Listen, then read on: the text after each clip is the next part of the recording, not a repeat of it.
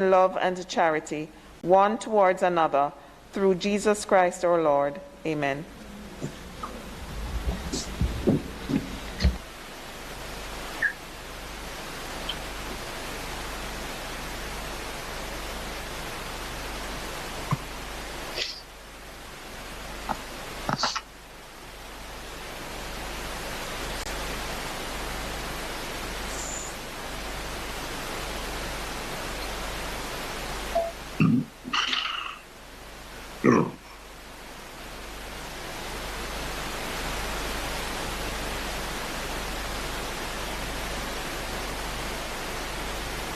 Morning, members of the Senate.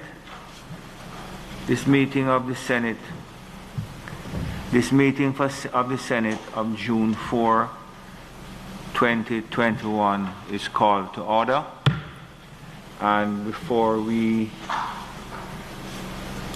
do anything else, the members of the Senate would have recalled that on the 7th day of May 2021, standing orders of the Senate were amended to allow senators to join and participate in the sitting of the Senate through the use of information and communications technology, and the members would have been aware of the restrictions placed on members who requested such facilitation by the Senate, and that they would be permitted to participate in the debate but not vote. And there are some other restrictions as well.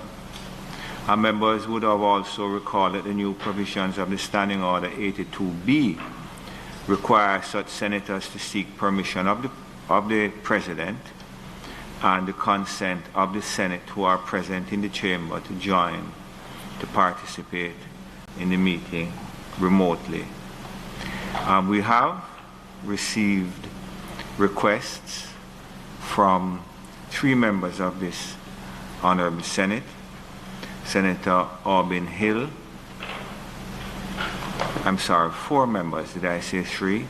Senator Aubin Hill, Senator Don Webby, Senator Delroy Williams, and Senator Peter Bunting, who have requested permission to join virtually.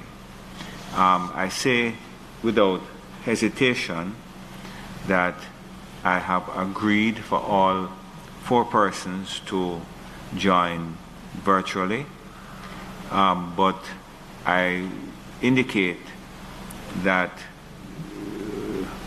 perhaps a more stringent test will be applied in the future. We are using today as a way to test the facility.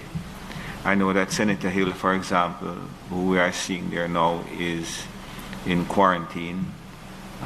Senators Bunting and Webby are outside the corporate area jurisdiction, and I believe that Senator Williams is also outside of the national jurisdiction. So I have given permission to them to join virtually, and I ask the Senate at this point in time if the Senate would approve their virtual participation. So the question is put to allow Senators Hill, Williams, Webby, and Bunting to join the session virtually. All in favor? Against? And I should indicate that in the next couple of days, certainly by the next meeting, a series of regulations, if you will be published to inform as to the specifics as of the participation of the members. You'll notice that all of the members participating today are properly attired, as if they were in a sitting of the Senate. So we will proceed. Welcome Senators Hill, Williams, Webby, and Bunting. If you can hear me, you could just respond, please. Hearing you loud and clear, Mr. President. Thank you very much for the welcome. Thank you. And the permission to join. Yes, Senator Bunting. Yes, thank you very much, Mr. President. I'm hearing you loud and clear. Senator Hill. Hearing you loud and clear, Mr. President, and thanks for the permission to join. My colleagues, thank you. And Senator Williams. So thank you very much for participating in this groundbreaking session of the Senate. Statements by ministers. Announcements. Laid on the table of the Senate today are the following: Ministry Paper number 30 of 2021, an annual report of the Public Accountancy Board for the year 2019-2020. Ministry Paper number 31 of 2021, an annual report of the Casino Gaming Commission for the year 2019-2020.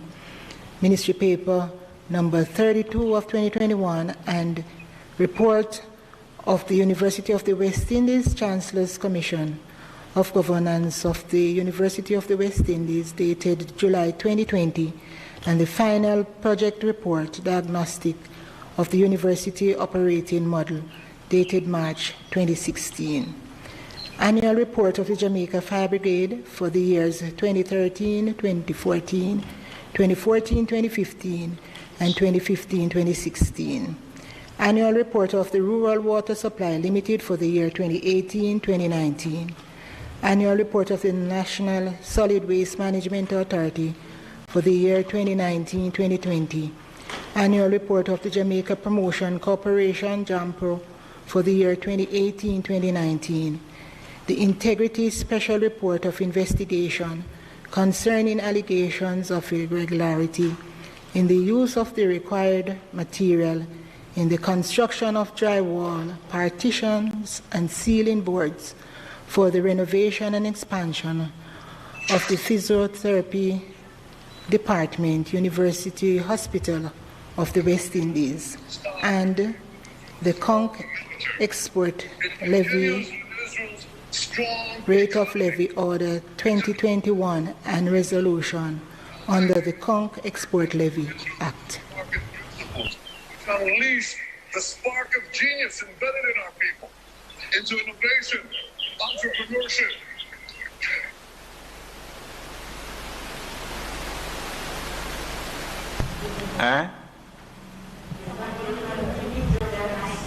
Okay.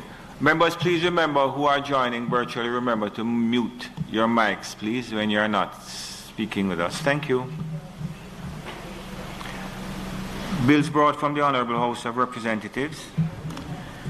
The following is a message from the Speaker of the House of Representatives to the Honorable Senate. I have the honor to advise the Honorable Senate that on the 25th day of May 2021, a bill entitled An Act to Amend the Agri-Investment Corporation Act to entrust the functions of the Agricultural Marketing Corporation to the Agri-Investment Corporation, to repeal the Agricultural Marketing Corporation Act, and to provide for connected matters, was passed in the House of Representatives. I also have the honor to advise the Honorable Senate that on the first day of June 2021, the following bills were passed in the House of Representatives. A bill entitled An Act to Amend the Criminal Justice Suppression of Criminal Organizations Act to specify additional offenses in which criminal organizations are engaged in order to fund their activities, to increase the number of offenses under the Act, to expand the list of aggravating factors to be considered when sentencing an individual convicted of certain offenses under the Act, to improve the trial procedure in order to protect the identity of witnesses, and for connected matters, passed with 4 amendments, and 2, a bill entitled An Act to Amend the Trademarks Act, passed without amendment. Signed, Marissa Dalrympe Philibert, MP, Speaker of the House of Representatives. Thank you, Madam Clerk. Petitions? signify with the next. I'm sorry. Mr. Straight in. Any other thing? Mr. President, I signify my willingness to take charge.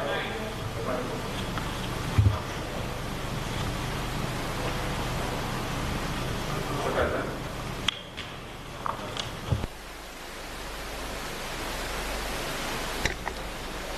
Okay. Mr. President, I signify my willingness to take charge of the bill shortly entitled the Agri-Investment Corporation Amendment Act 2021.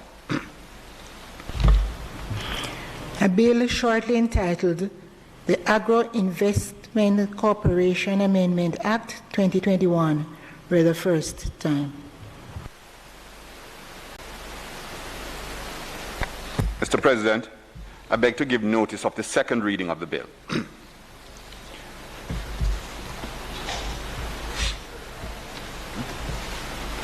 Mr. President, I further beg to give notice that at a later stage today, I will move for the suspension of the standing orders to enable me to take the second reading of the bill and to take it through all its concluding stages. Mr. President, I also signify my willingness to take charge of the bill shortly entitled the Criminal Justice Suppression of Criminal Organizations Amendment Act 2021. A bill shortly entitled the Criminal Justice Suppression of Criminal Organizations Amendment Act 2021 for the first time. Mr. President, I beg to give notice of a second reading of the bill. Mr. President, I signify my willingness to take charge of the Trademarks Amendment Bill 2021. A bill shortly entitled the Trademarks Amendment Act 2021 for the first time. Mr. President, I beg to give further notice of second reading of the bill. Thank you. Petitions, papers, notices of motions given orally. Mr. President?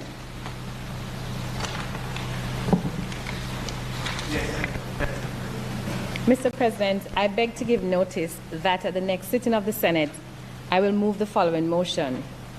Whereas the Natural Resources Conservation Authority, NRCA, may request that an environmental impact assessment be done prior to granting a permit for any activity that may have a significant impact on the environment, such as mining.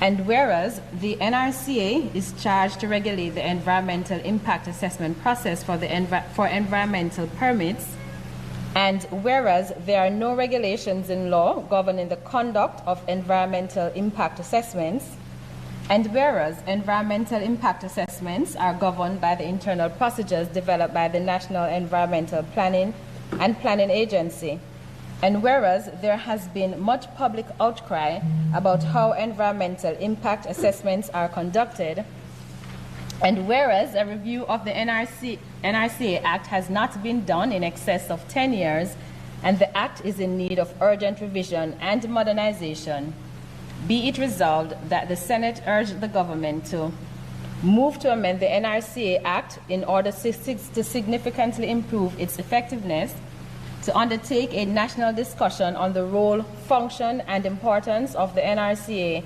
NEPA, and the EIA process, to undertake a national public education campaign to inform, educate, and solicit the participation of the public on the above, to establish the process and procedures in law on how the environmental impact assessments are to be done. And be it further resolved that the government establishes a joint select committee of Parliament to review the NRCA Act to include specific provisions for undertaking environmental impact assessments and to make the existing law more effective in undertaking its mandate.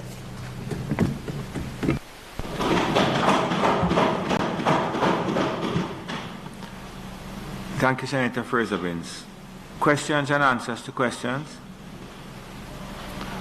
Motions that may be made at the commencement of public business requiring notice? Motions relating to the sitting of the Senate? Motions for leave to introduce bills. The presentation of bills without the leave of the Senate first obtained. Public business. Minister? Mr. President. I'm sorry, just before we move. Senator Scott Monty, you have my permission to speak from a seat other than your own. Senator Morris? Yes, Mr. President. It's a quick question that I want to ask, and I would like your permission to do so before Minister opens, because she would be able to respond.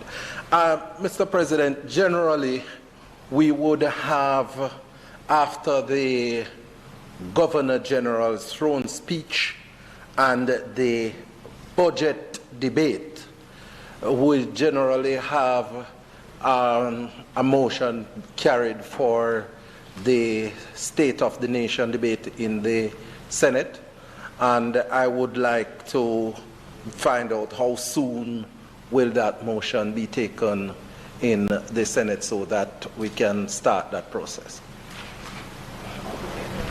Mr. President, I had intended to contact the leader of opposition business in the Senate on that matter. It's anticipated that within the next 2 weeks or the motion will be passed with a view to taking it, to starting the debate thereafter, noting that there are several pieces of legislation which are about to be taken within this body as well. And as always, we prioritize the legislative agenda, but that will start shortly, and I will confirm the start date with the leader of opposition business. Thank you very much. Senator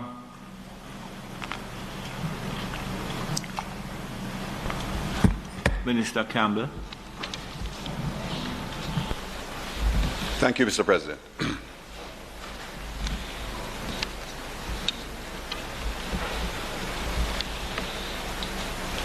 The bill before the Senate, and before I commence that, may I just congratulate you and your team for the what I consider the moon landing, for the albeit the steps we have made, albeit forced upon us by the pandemic.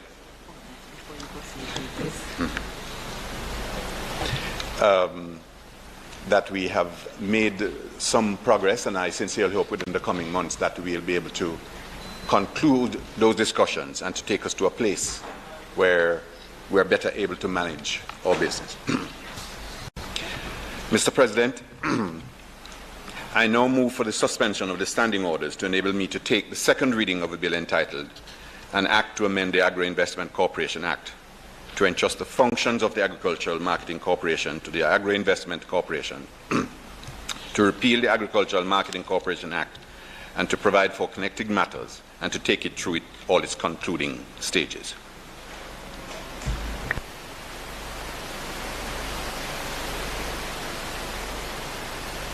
Sorry, members would have heard the question. Those in favor? Against?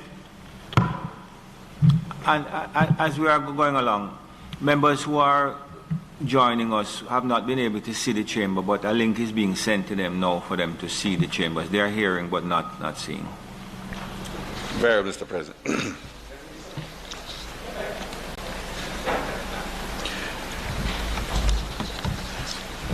The bill before the Honourable Senate, Mr. President, is the Agri-Investment Corporation Amendment Bill 2021.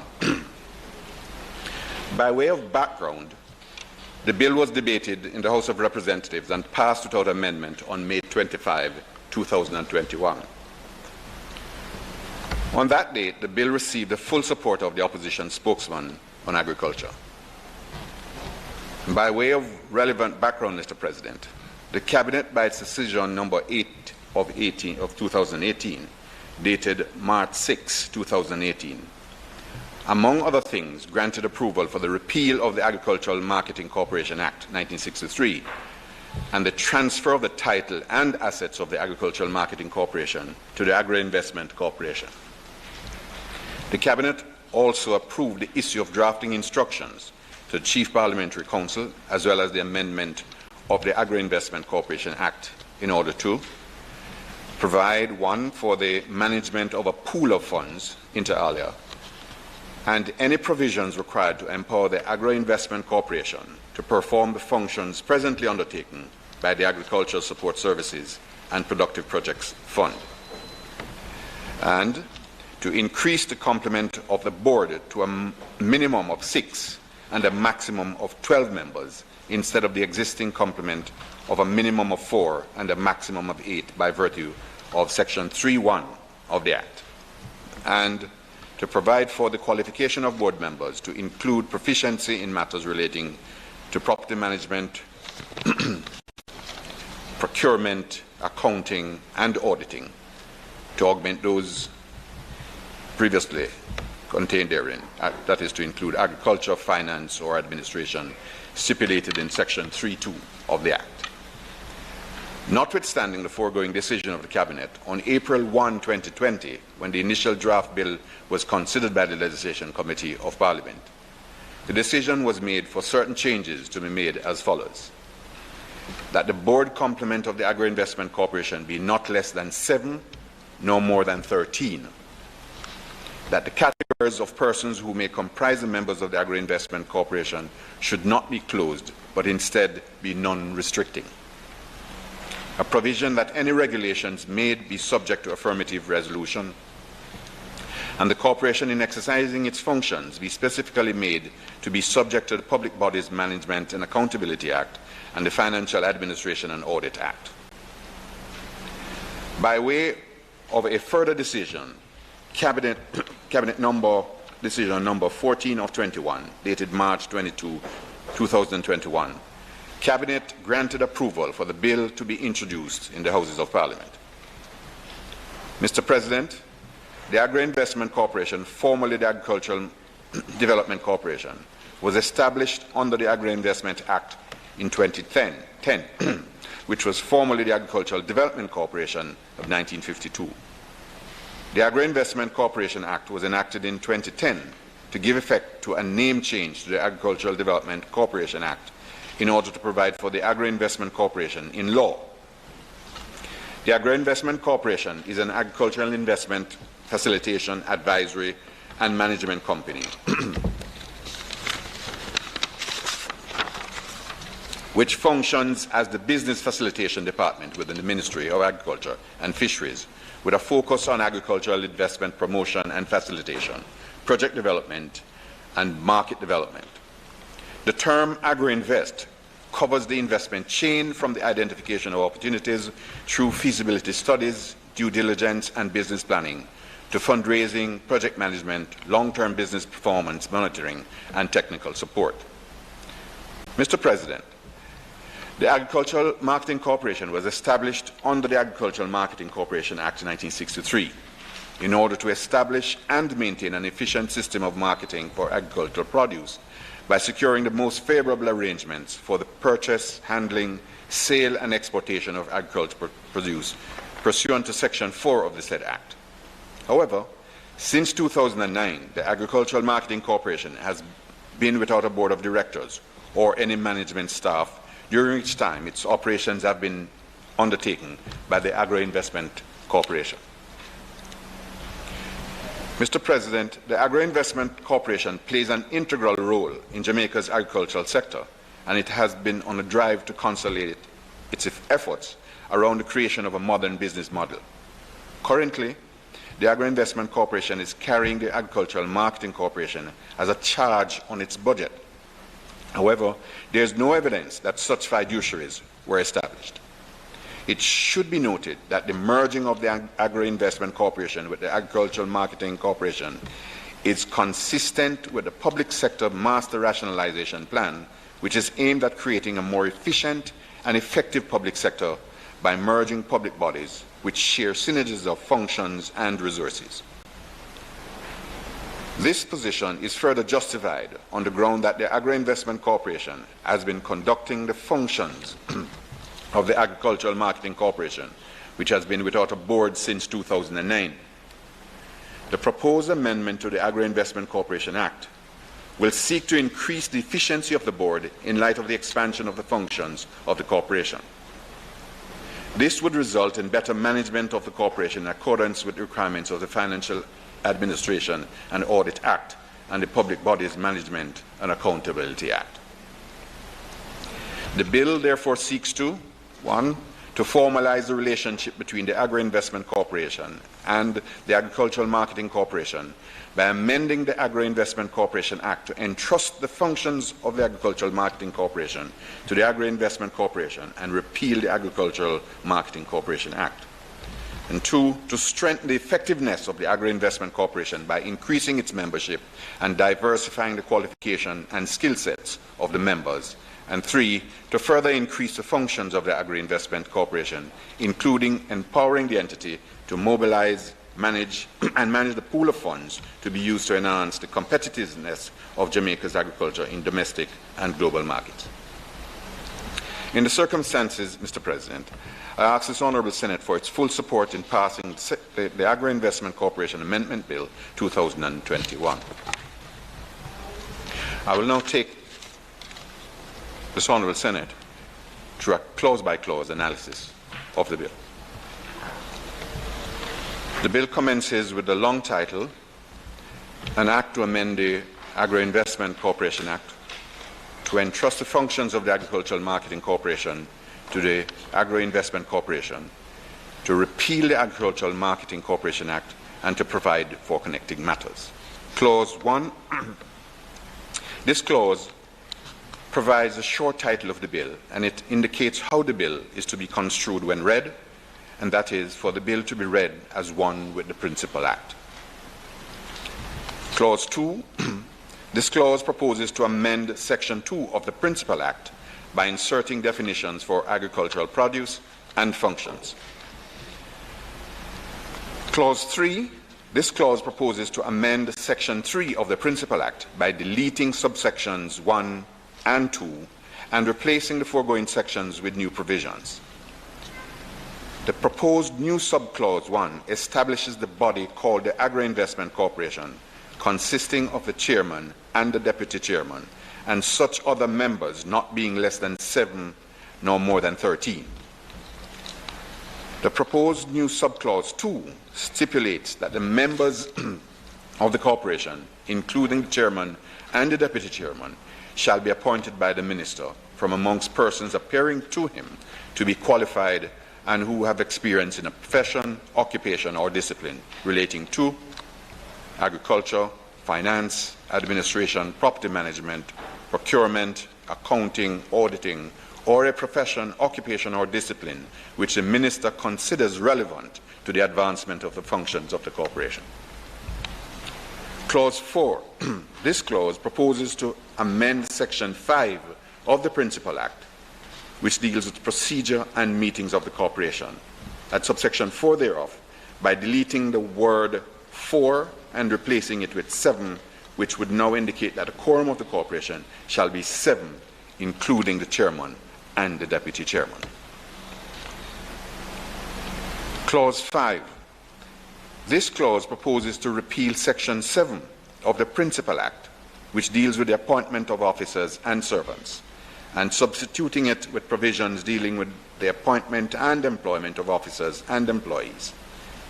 It provides inter alia that no salary in excess of the prescribed rate shall be assigned to any officer or employees, and no appointment shall be made to an office to which a salary in excess of the prescribed rate is assigned, except with the prior approval of the minister responsible for the public service. It also provides that the prescribed rate shall be such rate as the minister responsible for the public service may prescribe by order subject to affirmative resolution.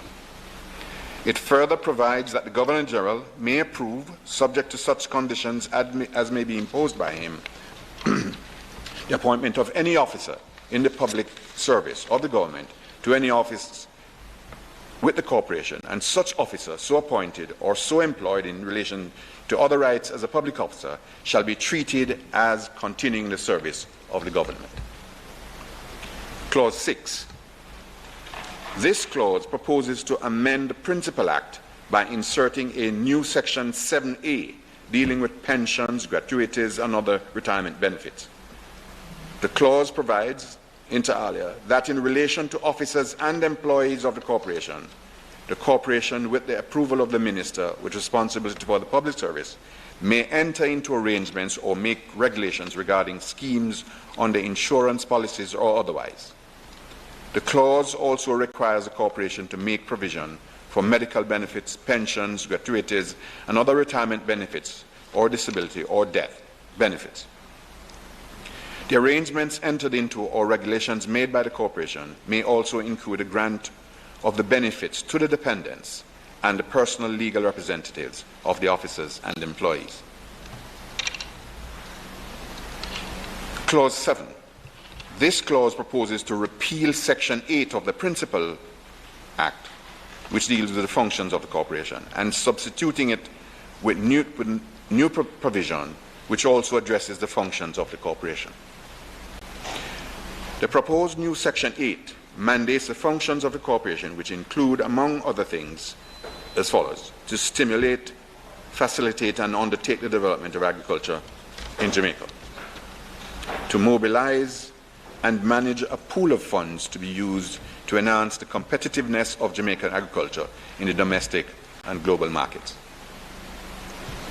to finance select agricultural support services, including agricultural extension, research, marketing, and strategic information to producers and exporters of agricultural produce, to provide grants for projects in the non-traditional agricultural sector, and finally, to establish and maintain an efficient system of processing and marketing for agricultural produce by securing the most favorable arrangements for the purchase, handling, and exportation of agricultural produce.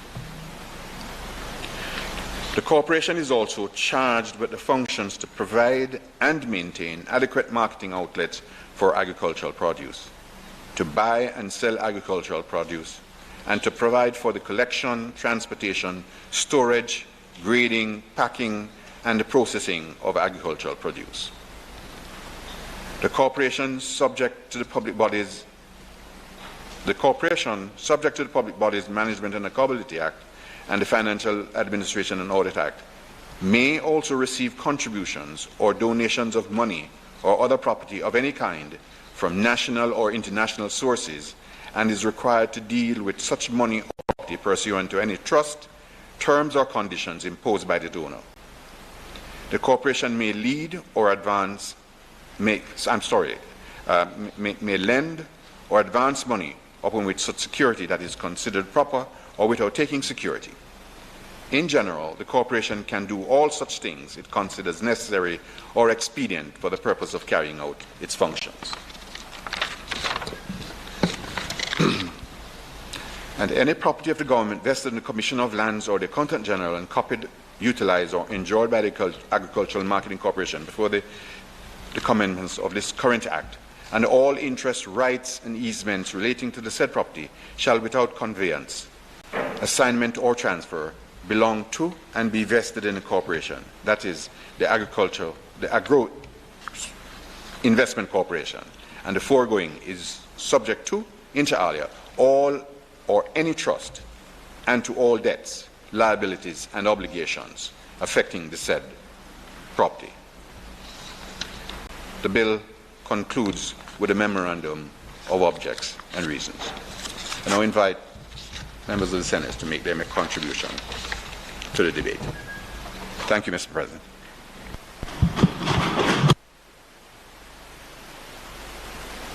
Thank you, Minister Campbell.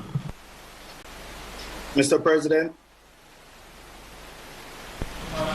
I recognize you, Senator Golden. Sorry.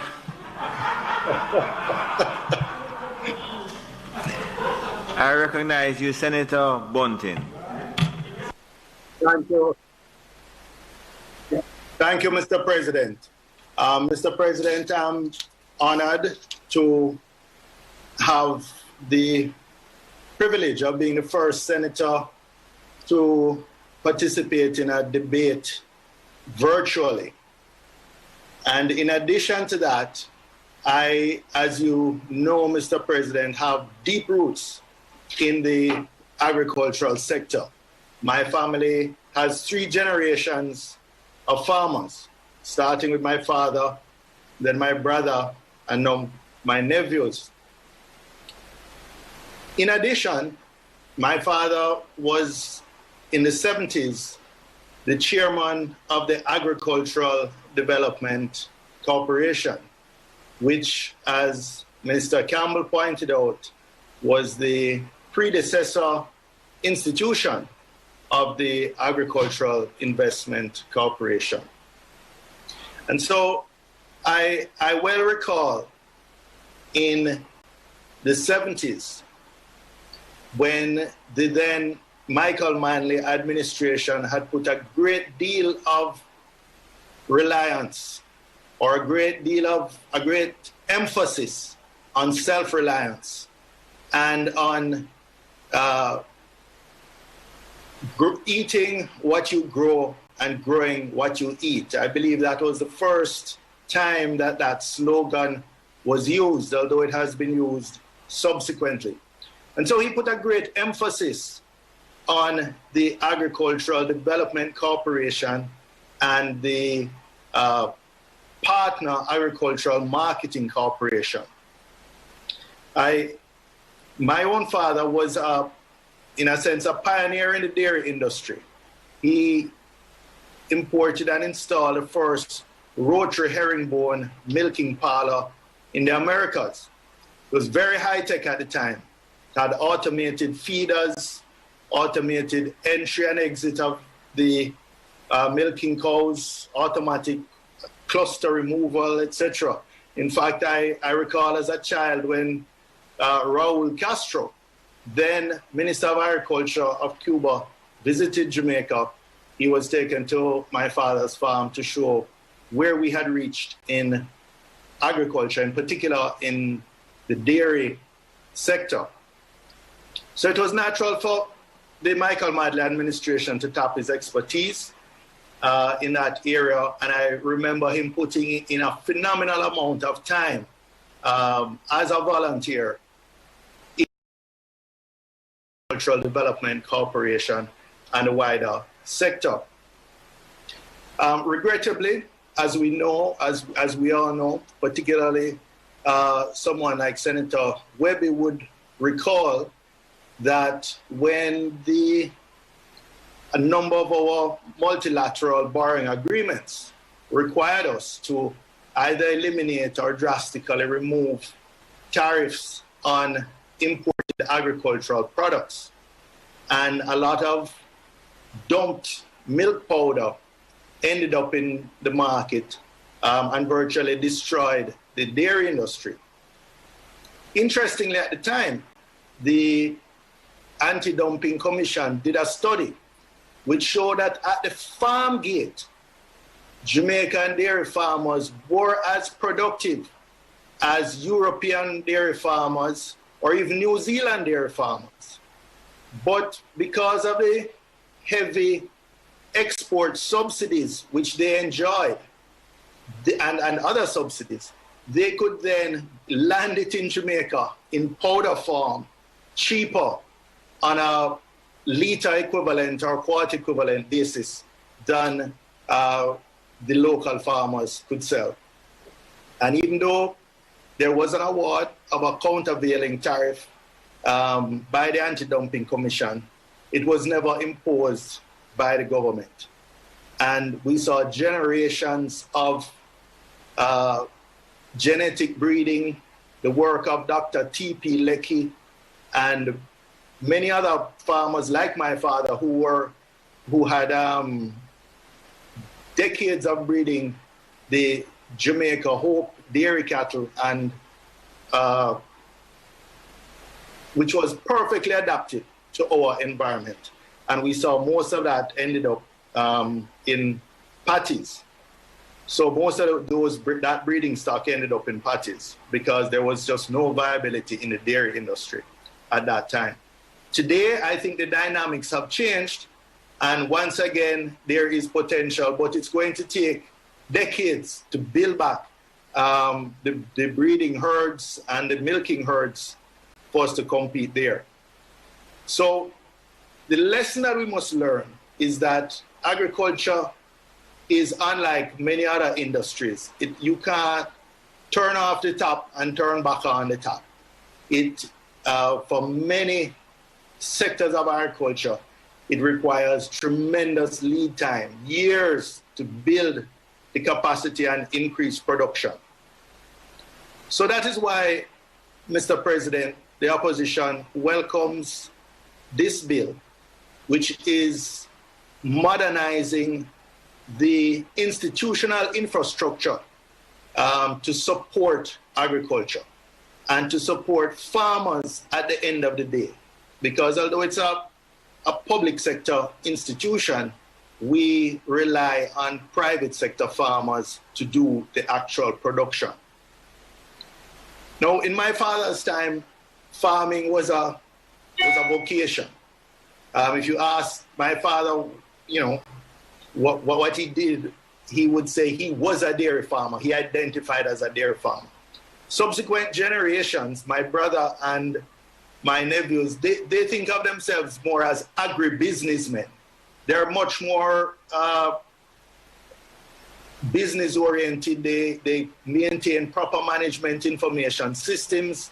They want to ensure that they have returns on their investment of both time, energy, land, financial resources that will compete with their family member who is in the financial sector.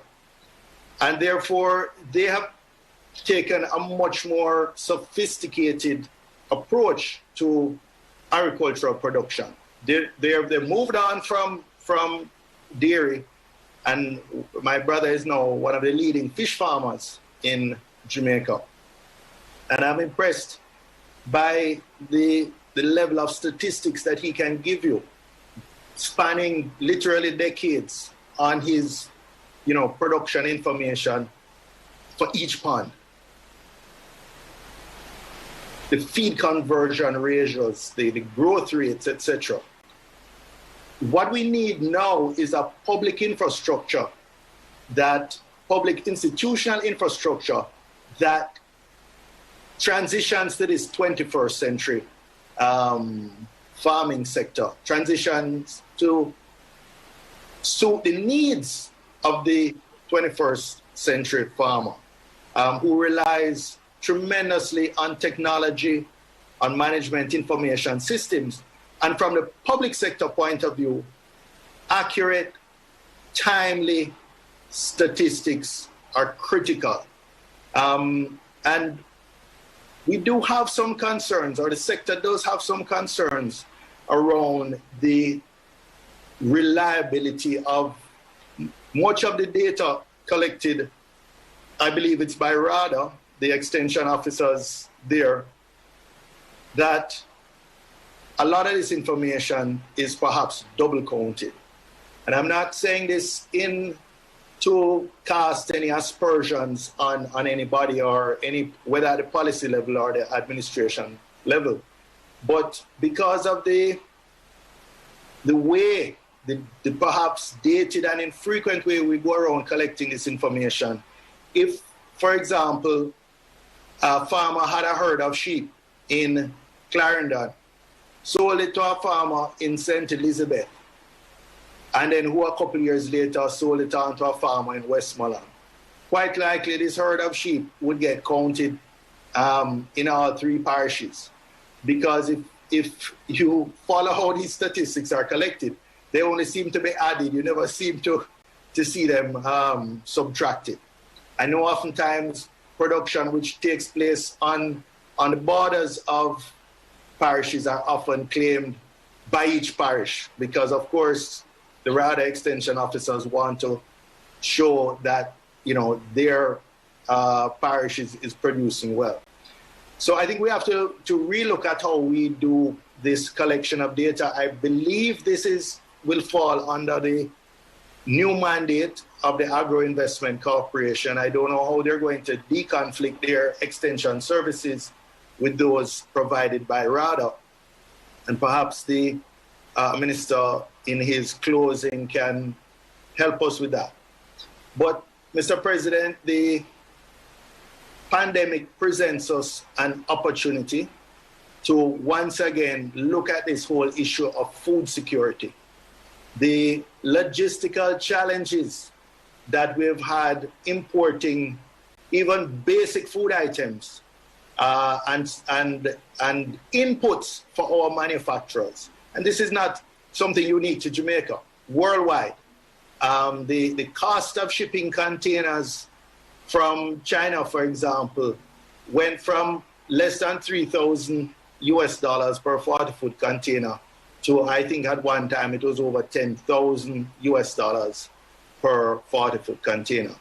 The impact that has on the prices of agricultural commodities, which generally are fairly high volume and low value, so that the low value in terms of by weight or by volume, then what we have is that the shipping cost to import them becomes a more and more material input cost, and we are vulnerable as we're absolute price takers in that regard. So I think we have an opportunity, and hopefully with a newly revived and modernized Agri-Investment Corporation, we can look once again at building our production capacity.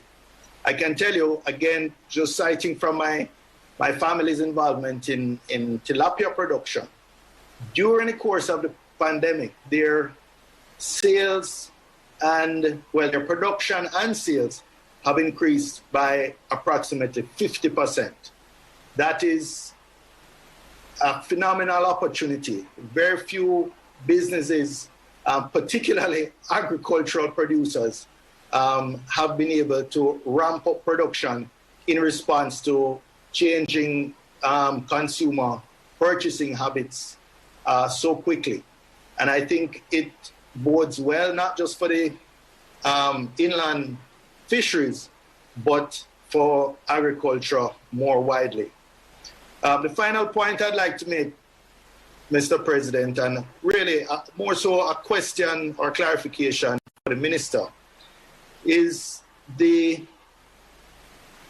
all the concerns about managing a pool of funds and the Agri-Investment Corporation actually lending money directly to farmers. I would like to hear a little more about the structure of this, because it seems to be at risk of duplicating the work of the institutions who are already set up to lend to farmers. You have from PC banks to the Development Bank of Jamaica, which wholesales funds through intermediaries, various intermediaries to farmers. And we have had a poor history of government lending directly, whether to farmers or manufacturers. Direct development lending has not gone well. And I would be interested to hear what is contemplated in some more detail for the Agri-Investment Corporation in terms of what is the size of this pool of funds they contemplate managing, and what is the mechanism and infrastructure that will be put in place to facilitate this lending directly to farmers. So, Mr. President, with those remarks, I would reiterate that the opposition welcomes this bill. In some respects, it is tidying up a situation that has existed for over a decade, and just formalizing that in terms of the formal closing off of the Agricultural Marketing Corporation. But I think if properly executed, It has the potential to bring a renewed focus to the agricultural sector and also to modernize the whole approach to agriculture and the institutional arrangements that support our farmers. Thank you.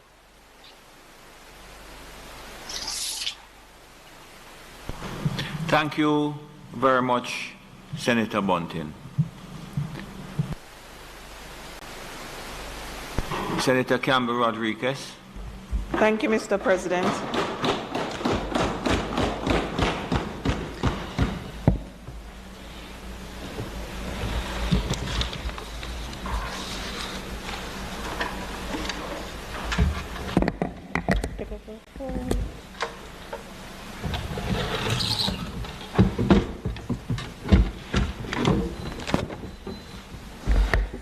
Mr. President, I too must commend us for allowing our colleagues, well, for doing what was necessary for our colleagues to be able to participate virtually.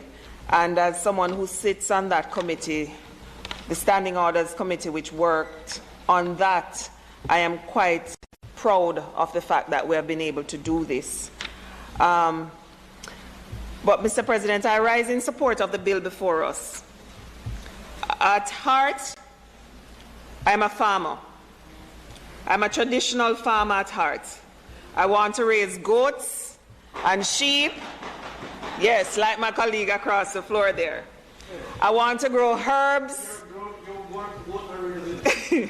I want to grow herbs and vegetables. In the interim, yes, herbs. In the interim, I'm a backyard gardener with my lettuce and my kale and my peppers. A few years ago, subsistence farming, yes. A few years ago, it's actually therapy for me. It's, especially in this time of COVID, my happiest time in the mornings is to wake up quite early and go outside and my hand is in the soil. It makes me happy. It brings me peace. And I miss fresh eggs. A few years ago, my family decided we were going to raise chickens in the backyard. And I'm sorry, Damien. we raised chickens and we were told you needed odd numbers because I thought 2 chickens would be enough to start to see what we were doing because we weren't looking to raise them as a business. It was more to have fresh eggs. And we got 3 because we were told you need to raise chickens in odd numbers. I don't know who can shed light on that, but that's the thinking. And we named the 3 chickens Margaret Thatcher, Casey Fennell, and Landasha. Another time I will share why those names. But each child got an opportunity. No. Each child got the opportunity to raise the chickens, and one child named Margaret Thatcher, and the other one Casey Fennell, and I went with Landasha because I saw the name written, and it was LAN-A. That's how the parents spelled the name, and I was fascinated, so I chose to name one chicken Landasha. I must say that's the chicken that didn't lay eggs. But anyway. But this bill is not about me and my love for agriculture. Instead, it is about further moving the industry, the sector, into the 21st century. It is about using what we know today to make this very important sector more efficient and effective. When I was reading the bill, the words formalize and streamlining came to mind. I also recognized that it was going to be all hands on deck, not just those in the field of agriculture, but those who interface with the practitioners. It is going to take a mindset shift even amongst our civil servants. It is going to have to be a different way of doing things. We can do it. but it's going to take a lot for us to do it. Now, there are some specific sections in the bill. Section 7, which amends the principal bill, and we now have some new functions. And so, in the bill before us, Section 7 and then 8B, to mobilize and manage a pool of funds to be used to enhance the competitiveness of the Jamaican agriculture in the domestic and global markets. This is going to be ultra important. And this is an issue not just faced by Jamaica and Jamaica's farmers. Competitiveness is a very big issue globally when it comes down to agriculture.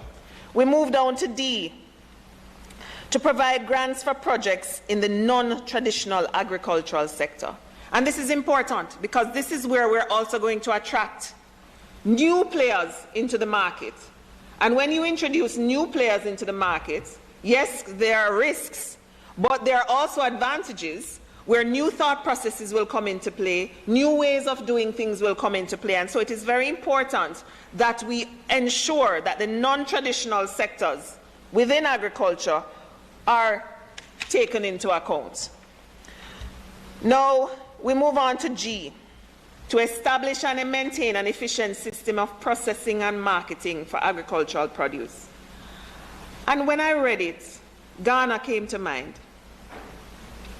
No, I think it was last year, the president of Ghana in his state visit to Switzerland made the announcement that they would not be just sending their primary commodities abroad anymore. Because the country Ghana, West Africa on a whole, does not earn even a quarter of what the chocolate industry globally earns, and it's West Africa that sends the raw material. But it's a tricky situation.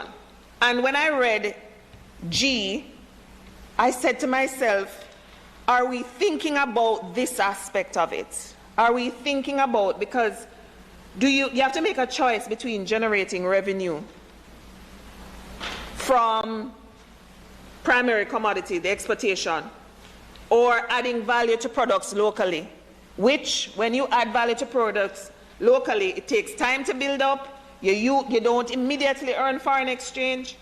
So these are some of the considerations which have to be forefront in the minds, and which is why I was happy when I saw that in Section 3 it was raised that the composition of the corporation would not just be agriculturalists. It wouldn't only be farmers, but you need the finance people, you need the administration people, you need professionals who are thinking outside of just the industry, the love of the dirt and the animals. Outside of that, you will need to bring minds together to ensure that we're doing what is best and we're garnering enough from whatever we choose to do within this new corporation. And it says, without prejudice to the generality of paragraph 1G, the corporation shall provide and maintain adequate marketing outlets for agricultural produce. This will be important because, for example, when we export our agricultural products, we shouldn't only market to those in the diaspora. Not just the Jamaicans who are living in the big three. We need to expand the marketing to those who just love Jamaica and everything Jamaican and may want to try some of our foods. Mr. President, the potential farmer in me, because it's a potential farmer, is excited not only for those who will join this sector because of its modernization, but for the many Jamaicans who have stuck with toiling the soil while it remained behind on many fronts.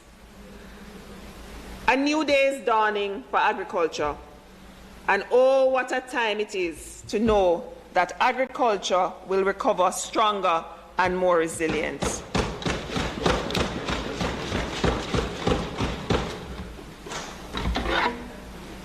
Thank you, Senator Campbell Rodriguez.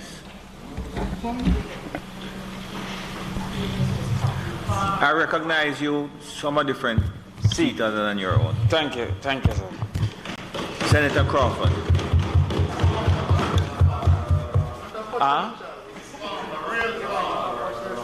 As a farmer, I wasn't going to speak today, but then I saw that the leader of government business was missing my voice. So by extension, I decided to oblige.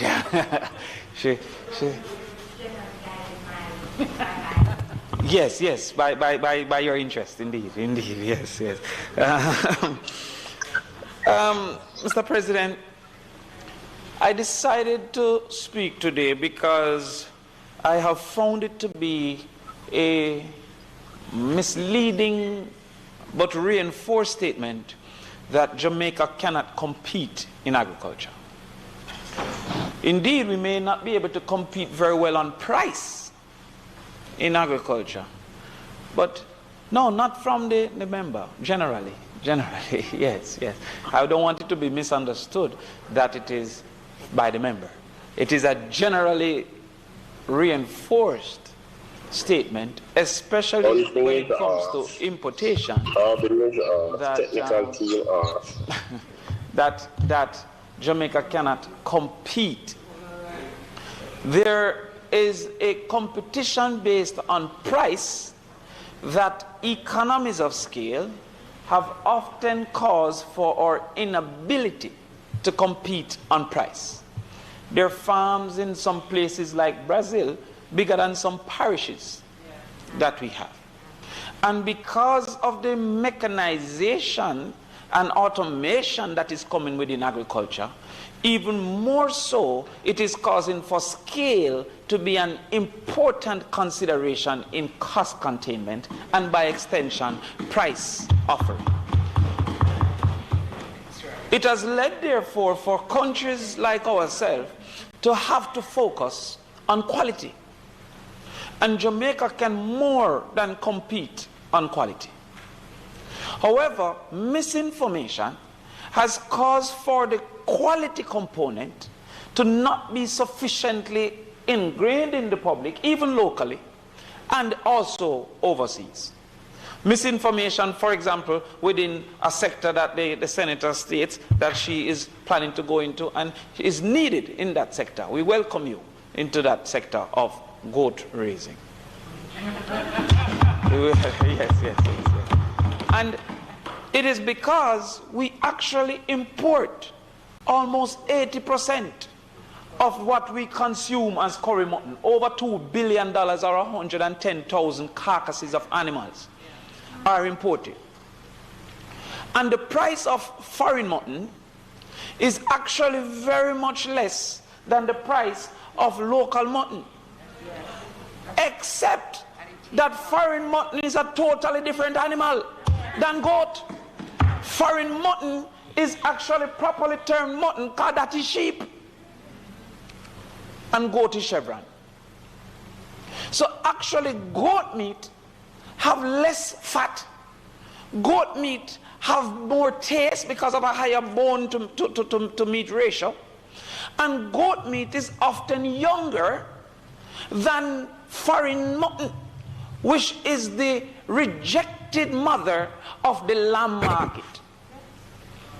So how would I be able to compete with your garbage if I am selling my priority product?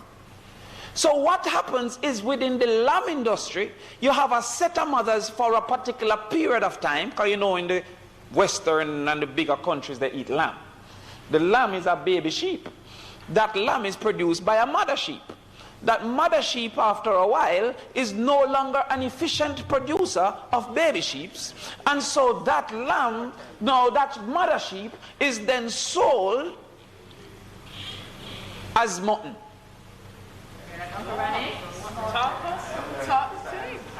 Yes. Now, it's not dissimilar if I was able to sell spent hen, eggs, birds that were bought to lay eggs. Having passed its usefulness, if I sold that as meat, there is no way that meat, people who sell chicken grown for meat, could sell it at the price that I sell it for. But the lack of knowledge has caused for a man to go to the meat shop and ask why it is that local goats are there compared to foreign mutton. And an entity like this must take upon itself the duty to inform. If you want to eat all sheep, go on ahead and eat all sheep. But don't ask me to sell you an 8-month-old goat that was grown only for meat for the same price as a 9-year-old sheep that was used for lamb. And he made all the returns from this lamb market. And it's the same thing why some of us don't know the additional value of our coffee. Many of us don't know the additional value of our fruits. And so therefore we keep comparing, how come, and a lot of us know, goat in particular, foreign mutton tastes different. It tastes different because it's a different animal, a totally different animal. And you have to pressure it and things like that. When you buy our nice little local rammy, you have to pressure that nice and sweet. The other reality I want us to consider is the cooperation, Minister of Foreign Affairs, that could be gained for food security within CARICOM, based on the protections that quoted provides. I don't know if you're smiling at me right now, but yeah, with me. Or possibly. But what is happening? I think an organization like this, and again, Mr. President, I have to big up JAMPRO. JAMPRO is an excellent organization that seeks to go and find opportunities many times within the Caribbean and other places for Jamaicans. I myself, as a businessman, have been on tours of JAMPRO into Trinidad and into Barbados, where they use their greater analysis and greater expertise to find some of these markets for us. And it is a necessary thing for a small business, because a small business is stuck with trying to find one person with every expertise. A small business don't normally have a marketing department and an accounting department and an administrative. You have one person, and she's the marketer, the admin, the accounts. And therefore, if she's good at accounts, it is unlikely she's great at marketing. And it has to be a she. And more than likely.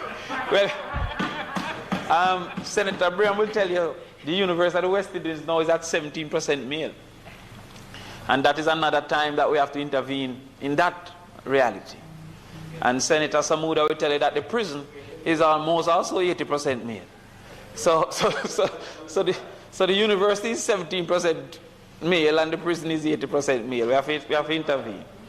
But what I'm saying is that organizations like JAMPRO and hopefully Agri-Invest are providing the expertise, because the average farmer in Jamaica is a small business. You have some, like Senator Bunting's brother, who might be medium, because when you go a real foreign, it's not that large. When I go visit a farm in New York, an egg farm, the guy says to me, he has a small farm, he had 2 million birds. The largest farm in Jamaica has 78,000 birds. This man had 2 million and he was small. So because we don't have that expertise, if Agri-Invest, which is taking on the marketing component, could go into CARICOM, find out what are the things that they are in need of, then come and amalgamate within our space. Because we are small, so therefore it is 10 away that is going to full a container. These are experiences that I am giving you, that I have experienced myself. That there's an interest in Trinidad, but you alone cannot full a container. And you're calling around trying to find who else would use a refrigerated container, and by the time the opportunity gone, them importing from the United States.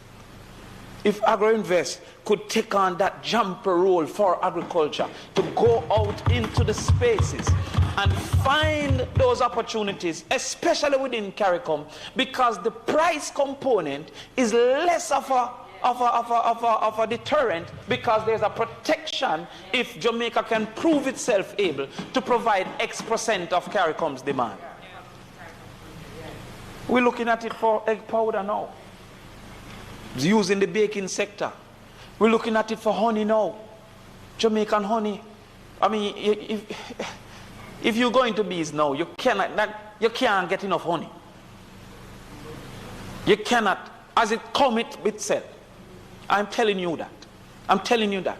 Right? When it look into mutton, as I said, where we import alone into Chevron, because I keep saying mutton, into goat. But the Caribbean also consumes that. And sometimes, not just in the raw fashion, but in a processed, value-added fashion that now calls for us to make more returns. Like mutton patty, goat patty, like goat patty, and goat burger. You understand? But there's also now flavored honey. People have all kind of spices that they add into it. The teas are taking off and making big impact into the market. If the carrot come, you know how much peas we import under protection from Belize? So, sorry? Right, but if I'm wrong, you have to tell me, because I like to be corrected. But under protection. Yes.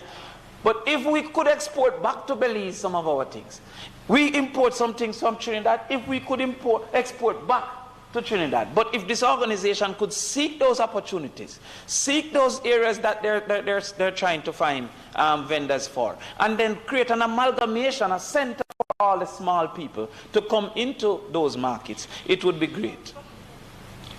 The other thing is, coming from that same concept, is the tourism sector. There seems to be an emotion that the tourism sector don't want local products. As a person who has been in that sector, I tell you, it is not true. They don't mind local products. They want either a product to be affordable or more affordable than normal, but more so the amount, the quantity. This is what we are faced with, the consistent quantity. This is what we face with, Senator Samuda. We have large hotels and small farms. 1,000-room hotels who said that he wants 10,000 pounds of potato actually want 10,000 1-pound potato, because every plate must look the same. Can you imagine me and Senator Braham go to a hotel, him have one big potato and me have 2 little potato? I am grabbing away his plate. That's what's home. At home he gets a big plate and I get a small plate. But when we pay the same price, when my mom cook food, he get bigger than me. But when I pay the same price at the hotel, I want to see the consistency in my plate. And worse, if him get a big lobster and I get a little lobster, just imagine.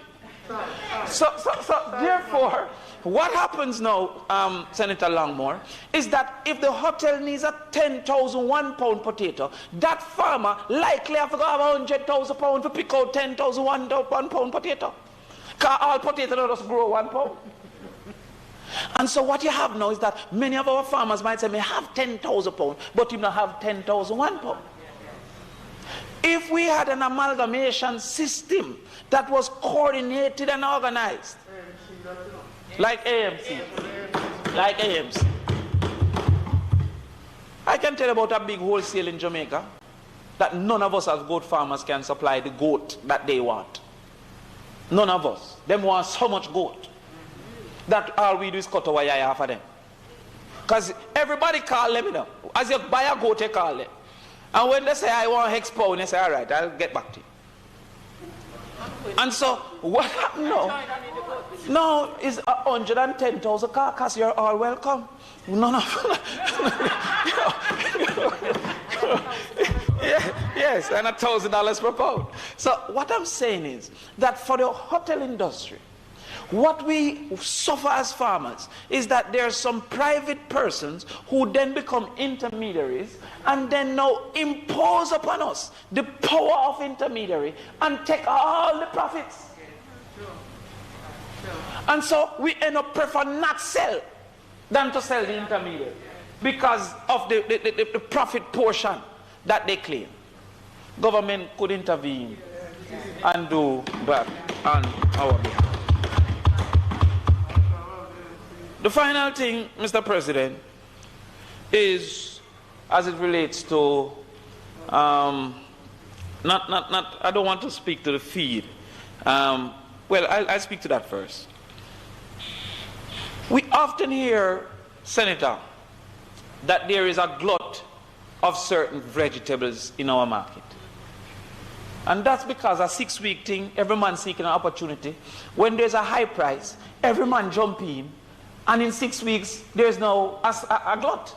So we're moving between ebbs and flows, between scarcity and glut, and it is going to become worse as people lose formal job opportunities and start jumping into anything where them can, me a piece of land, lettuce high, me jump in. It is a very unfortunate thing that we have seen in the egg industry. You see, in the egg industry in September, Mr. President, $7,000, $8,000 a case. You see, when it reached November now, when Christmas baking start, $10,000, $11,000 a case. Every man now say, hey, what money they pay egg, him jump in, him buy 1,000 fowl. 1,000 fowl is $1 million. Him go down to all kind of place and borrow money. You see, by the time him get the fowl them January, February, Christmas done, it gone back to 7,000 can't pay for him fowl. Him a run come now and I beg you to take some fowl. And next year again, another set will happen.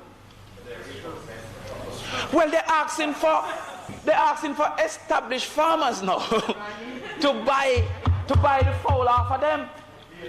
But it is because them not have this information. When to start, how to catch the season. But a bird a lay for a year, so how you want to sell it for 2 months? These are things that people, but we hear often of this excess feed, excess vegetables. This excess vegetable can be used for animal feed. But we leave them to go into price wars to sell this excess vegetable. So when you go downtown one day, tomato is $300, the next day is $60.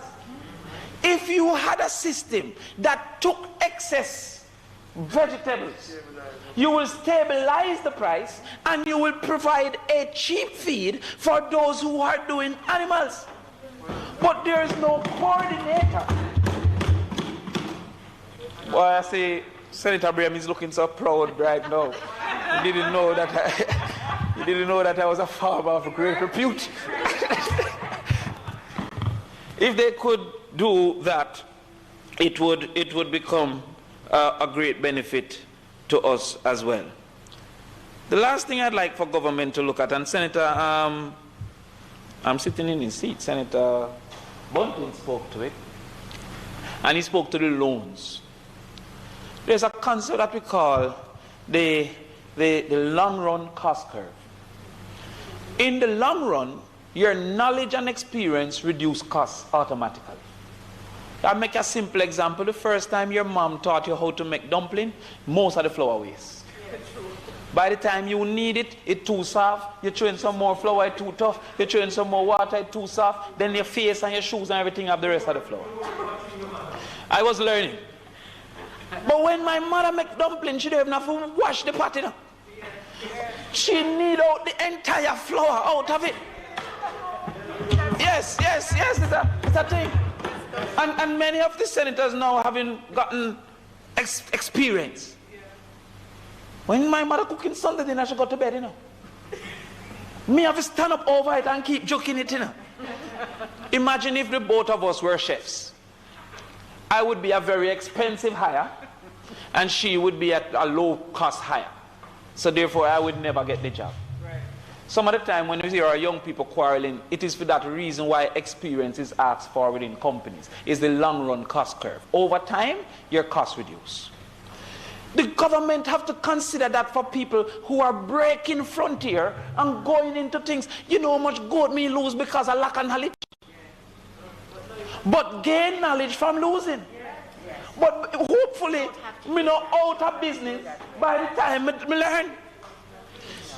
Within the short run, there needs to be available resources so that the short run cost is not as high because there's a natural learning that you must go through. Both you and your staff don't understand it sufficiently. So when I take on a goat man who say he can raise goat, him used to raise 115 or 120 goat. I throw 400 goat game. When 400 goats start to have baby, you don't know what to do. Yes. Every day you got 3 dead, mother lay down upon him. This happened, and it hurt your head and there's nowhere to turn for that assistance into the frontier breaking. So that we can then say, okay, I know how to do this and I know how to do that. If Agri-Invest could serve that frontier, that a man say, okay, these are the industries that we are giving some frontier assistance towards, it could be of great benefit. So, like you, Senator Zamuda, who I am well pleased, Senator Green, a friend of mine, in whom I am also well pleased. And I hope that some of these things can be considered from the experience that I've gained. To a drink. Yeah, a conference. Yes. And I'm very open to that. But these are some of the things that we have learned, that we believe that if this entity could do some of that, it will open a barrage of opportunities for Jamaicans to sit and fill. Thank you, Mr. President.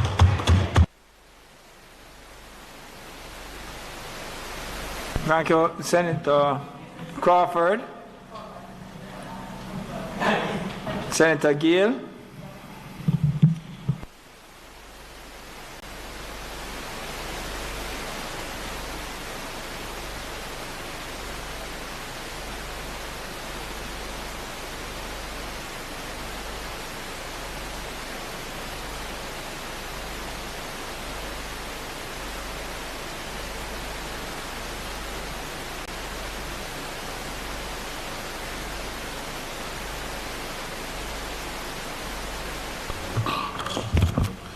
Thank you, Mr. President.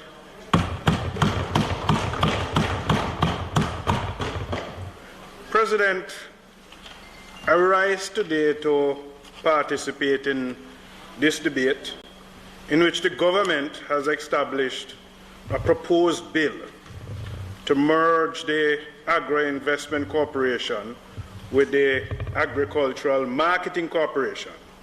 And it says, sir, that it's in keeping with the public sector master rationalization plan. President, the expansion of output and growth in the economy is necessary for Jamaica. Growth creates jobs, it provides opportunities, it increases revenues for the government, and it allows for a better standard of living for all Jamaicans.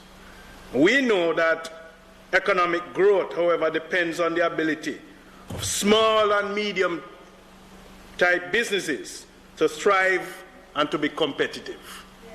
And it is the same thing with small farmers. They must be able to provide the best quality goods and service at the lowest possible cost. Government, and in particular the public sector, is a significant part of the cost structure of businesses. President, if we're going to make our businesses competitive, the government too must be competitive and efficient.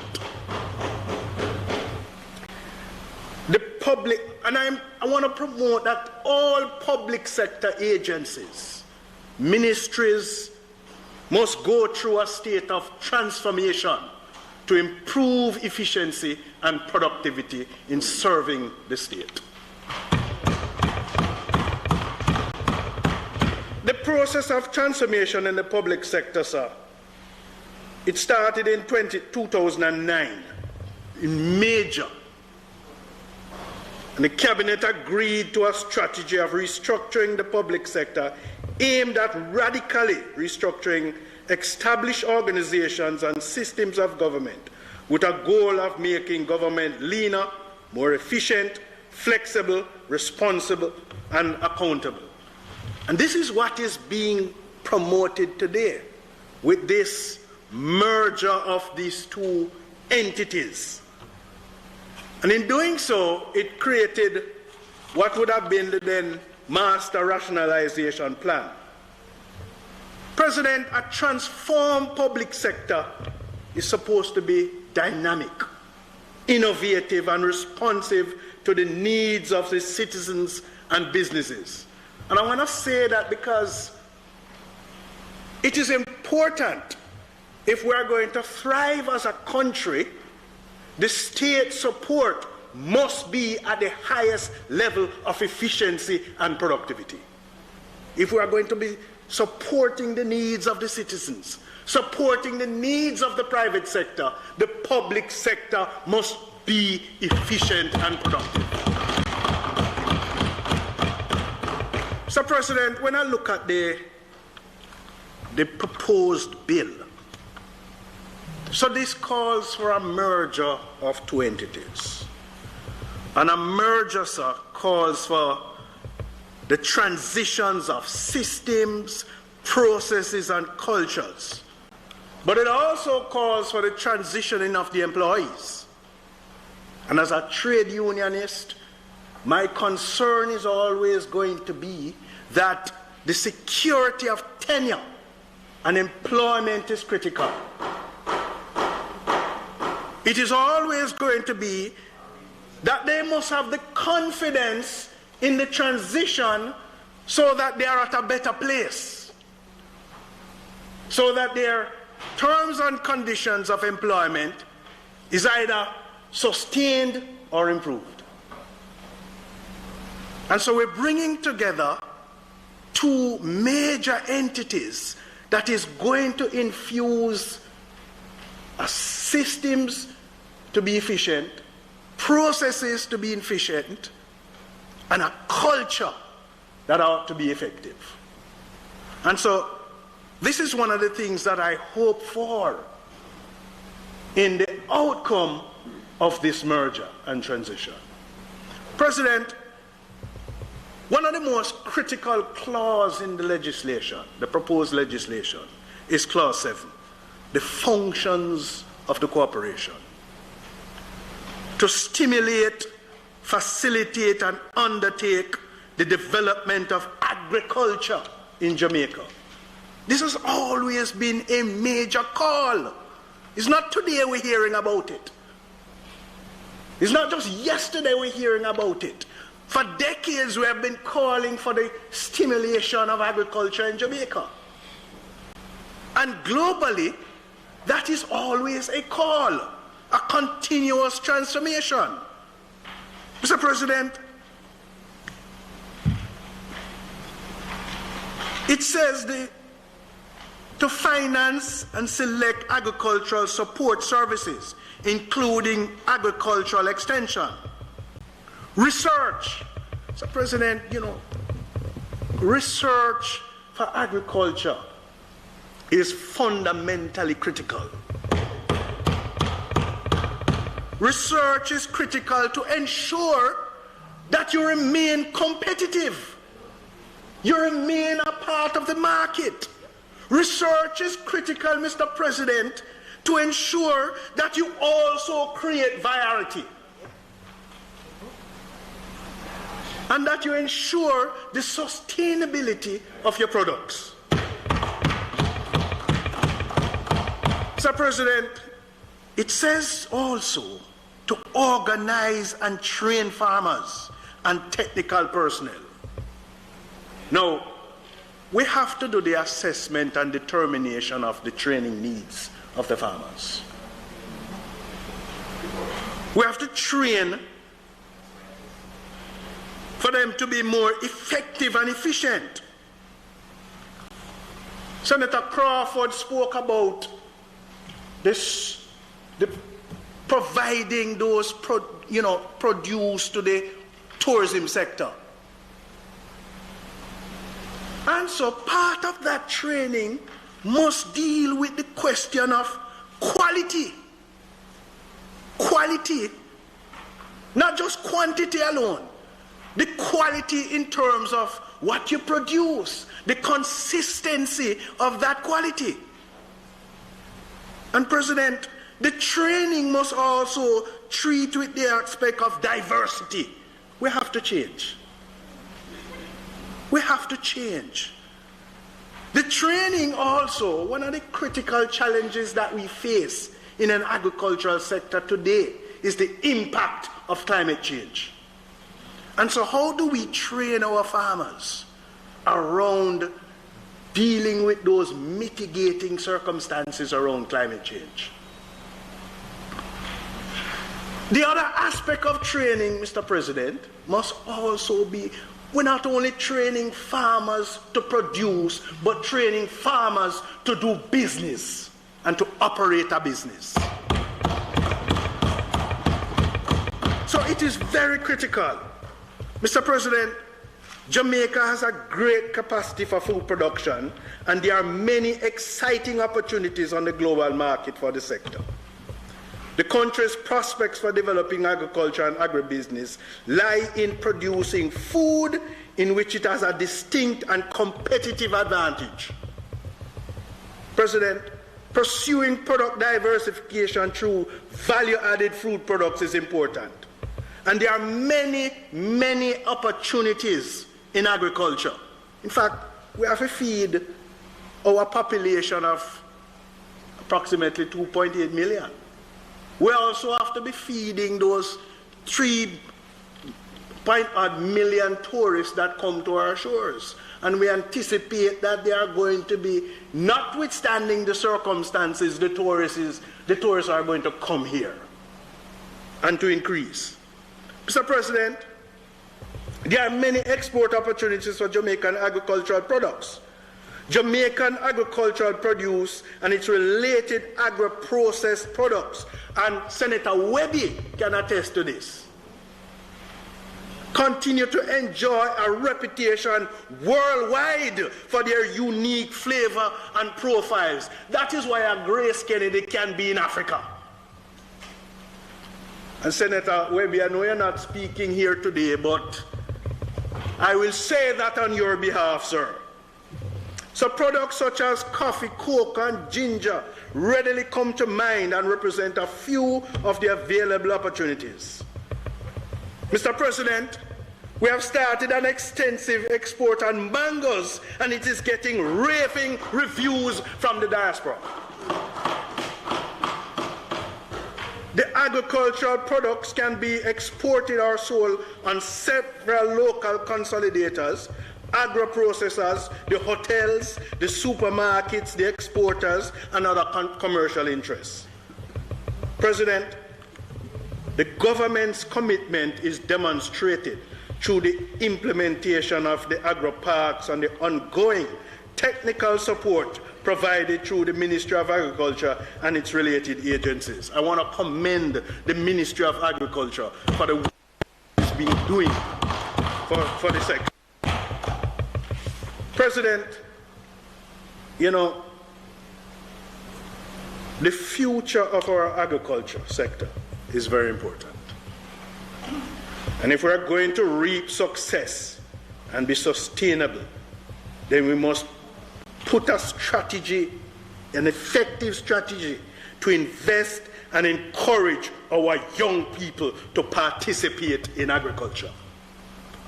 Good thing we have a young minister that promotes the type of energy. President, I will say this, you know, when I was in school, I wanted to go in doing agriculture. I wanted to become a vet. And I remember I expressed that intention and desire to my agricultural science teacher. And one Monday morning, he came to my classroom and asked the teacher permission for me to accompany him somewhere. It was an agricultural science class.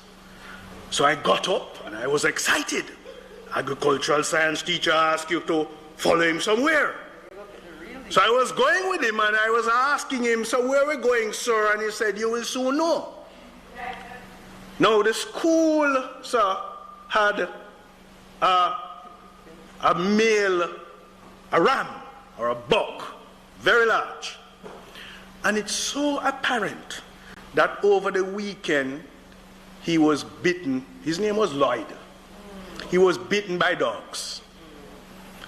And my responsibility that Monday morning was to dress Lloyd. And when I went, there was feed Lyde and everything, and Lyde was very big. But when I saw Lyde, and it appears that the injuries may have taken place from about Friday, based on the state that they were in. And the state that they were in, it was covered with maggots.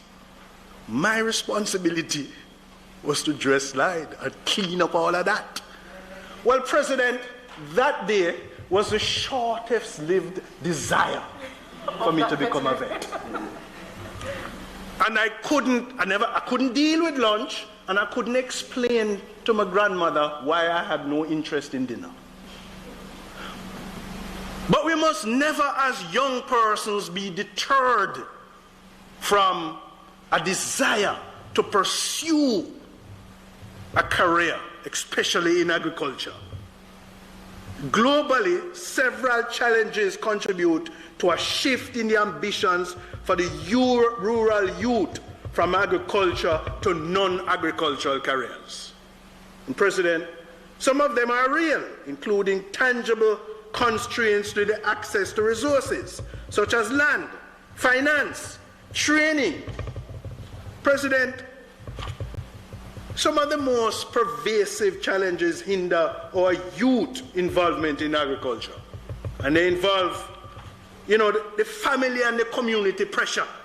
No, man, you can't be a farmer. You must go be a doctor, be a lawyer, be an engineer. President, the perception is that agriculture must be seen as some sort of a backup plan. We must change that philosophy. We must change that philosophy. We must change the philosophy and mindset that it must be seen as an alternative plan. It is a core plan that the country and the people depend on. There's also a challenge for young people about the perceived lack of profitability. They believe they're not going to get no money out of it, or no quick returns. And the labor you put in today, you're not going to get the returns until months down the road. We have to change that perception. The question of access to land is critical. So they want land to produce, but it is inadequate. Land is used for other purposes, and we tend to be moving away from utilizing our land for other commercial purposes rather than agriculture. And there has to be a balance. Critical also, President, is access to finance. So young people are on a collateral. They have no support, they have no backative, but they need a start. And so part of this new trust with this merger must ensure that there are critical provisions put in place to give young people a start in terms of finance and financial support. This is what drives the confidence in ensuring that young people are going to participate in agriculture and make agriculture a career. Mr. President, the access to training, education, and information. So Senator Crawford talked about mixing the flour until the flour all over him. And so for the start, our young people need to understand, need to learn, need to be able to have the confidence of going into it and to be successful. And success is not going to come overnight. But the commitment of it. You know, I saw Senator Auburn Hill, when his picture came up, he had a picture in the background of a old cane farmer. Yeah? With a machete. We have to depict farming that is not confined to old people and to old farmers. We have to start portraying agriculture that young people are involved in agriculture. And Senator Hill, I have nothing against your painting. I believe it's a very expensive painting. Of course, Senator Hill. It's Senator Hill. And so we have to change the perception. We have to change the perception. We must continue as a country to stimulate sustainable growth in agriculture. And so we know that COVID, the pandemic, has caused a rippling adverse effect on the industry. There was immediate and ongoing impact that created a reduction of markets and demands and an impact on produce and livestock. The Ministry of Agriculture must continue to pursue policies and targeted initiatives geared towards a new economic landscape. We have to build back agriculture by improving agricultural production, increase productivity and efficiency in the sector, and improve food security. We have to do this, President, mindful that the effects of the pandemic alongside the impact of climate change, bearing in mind that we are entering into a hurricane season. So we have these consistent challenges that we have to deal with, but we have to prepare ourselves around it. I want to commend the ministry who immediately responded with recovery initiatives, like removing the excess of goods produced due to the closing down of the markets. President, when the National Irrigation Commission and RADA commenced distribution of water and tanks to farmers impacted by the double whammy of the drought and the pandemic, that was commendable. Other initiatives included the production incentive program to facilitate the recovery of the industry, the Agricultural Competitiveness Program, Bridging Project, and the Essex Valley Agricultural Development Project. President, RADA continue its drive to promote the development of agriculture and enhance efficiency in the industry by offering farmers support in the area of extension service, irrigation, and marketing aimed at improving efficiency in the industry. President, there's work to be done. This merger today is aimed, as it indicates, to formalize a relationship between the two entities, to strengthen the effectiveness of Agri-Investment Corporation by increasing its membership and diversifying the qualifications and skill sets of its members. As a trade unionist, I know what it means to have increased membership. And so, we want to ensure that there are targeted objectives to increase those who are members, to increase the number of farmers, to increase the number of businesses that produce in agriculture. And so, we're laying the foundation for the passage of a legislation today that is bringing together two entities. But as parliamentarians, we must also evaluate the work and expectation that we have done, to look down the road and determine whether or not the legislation that we pass today, if the work is done, what success has been reaped. And so we must continue our own evaluation to ensure that the bills that we pass meets the target. May it please you, Mr. President.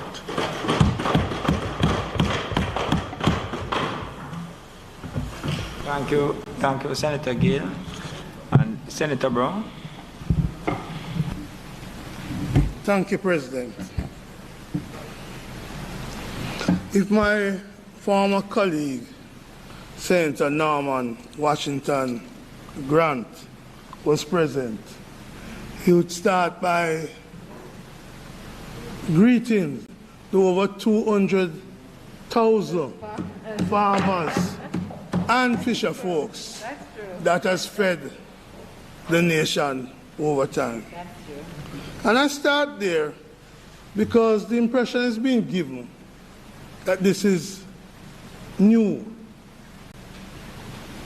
brand new, bright future ahead. This is a continuation of what has been happening. Let's start with this Agri-Invest. Where is it located? It's located in the premises and Spanish Town Road of the Agricultural Marketing Corporation.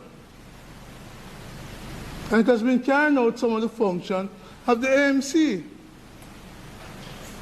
So formalization don't mean originating. It means continuing and putting it under one legislation. It's not anything new. It's not anything that is so great and earth-shattering. So let's start there. And if we start there, Mr. President, let me just make one little correction of something that I think my colleague, Senator Bunting, made. He's quite correct in saying the brother of Fidel Castro visited his father's farm in the 70s, but it was Raul. Raul was the general of the army who contributed to the liberation of South Africa, Angola, Namibia. It was Ramon Castro, the agriculturalist, and I think Senator Bunting agrees that that was the Castro who came. It's the same one who brought some big animals up for King's house. I don't remember the name of the animals. But that be it. Mr. President, this debate takes place against the background of the PIOJ report on the economy for January to March. And agriculture is key to our development. When agriculture grows, the economy grows. That's just a well-established fact. When agriculture is down, whether you have an Agri-Invest Corporation or an AMC, the economy is down. And the PIOJ reported that the economy from January to March quarter fell by 5.7%. I see the spin doctor saying the next quarter will have growth. But as Senator Gale said, we could get a hurricane. And so the high hopes of growth in the next quarter is subject to the vagaries of climate change. But I want to focus on the feeling. And I'm going to hear, oh, it's a pandemic. But nobody said the pandemic stopped the growth in the construction sector. You all claim it in the pandemic. So somebody needs to explain to me why we continue to have a decline in quarter over quarter, certainly the quarter relative to the year before, in agriculture of 2%. This is when we need to be looking to feed ourselves in the pandemic, not depending on which things will be allowed in and which pilot or captain of a ship will be allowed to travel to Jamaica. Agriculture becomes critical, yet in that quarter we failed to grow. In fact, we had negative growth of 2%. But nobody in this debate talk about that. That's real. But we talk about the pie in the sky and the great hope for the future, which is important. But let's ground that in the reality that agriculture failed to grow in the last quarter and that it contributed to a 5.7% dip in GDP. I hope the projections are correct about improvement. And those improvements is from the way down, Senator Bryan, where we have been since the pandemic. Every little growth is important. My wife explained to me that the physiotherapist said, well, you can move your hand 1 millimeter more. I said, that's not what I want. I want to see it moving a foot more. And the physiotherapist said, well, one is important, tomorrow you add another one, and you get to the foot. So I'm looking forward to the growth in the economy. But let us recognize where we're coming from. We're not at the foot yet. We're still at a little millimeter, and in fact, sinking below the millimeter. So as we talk agriculture, Mr. President, let's just recognize that in the last quarter we failed to grow. We had negative growth of 2%. And the spin doctors out there don't want to talk about that. But that is why I hope that Agri-Investment Corporation can succeed. Because I want growth too. But let's admit that we have not had it. And it's very important that we start with the truth about the state of things. Mr. President, speakers have spoken about glut. We saw our farmers in the breadbasket of St. Elizabeth complaining. There's a television shot of a farmer feeding tomato to the pigs. And Senator Crawford, the farmer said the pigs are complaining. Too much tomato. Tomato, you said tomato today. You know? But those tomatoes purchased as the clause in this, clause 8, 2B indicate, buy and sell agricultural produce, connects with the point that Senator Crawford made. We have to be willing to buy from the farmers and keep them in production and buy at a reasonable price. Cold storage. And it was good to make the initiative with trade winds to get juice. But we have to look to see how we can intervene so the farmers never lose. We must protect the farmers at all costs because their produce today is key to the nation's success, key to tackling the hunger in the nation, but also key to keeping them producing tomorrow and the day after, which is what we need. So I start with saying that this bill, properly activated, can assist. But we can easily have the bill and not activate it. And if we don't activate it, we're not going to get the success we need and the growth we want. Mr. President, I look through the bill, and it says part of the function is to stimulate, facilitate, and undertake the development of agriculture in Jamaica. One of the biggest problems agriculture faces, Senator Sinclair, be it the Agro 21 out at Spring Plain, is pretty alarming. I don't see anything in this which says research or carry out a program to address predatory larceny. But predatory larceny is a big scourge on agricultural development. President Senator Sinclair and his way here and Senator Allen, they drove past Rock in Trelawney, where Jason White, you're probably too young to know the story of the young man who went to sea with his father and was lost for a long time. From Rock Trelawney, you wouldn't know it. But a man started a non-traditional business down in Rock Trelawney, raising crabs.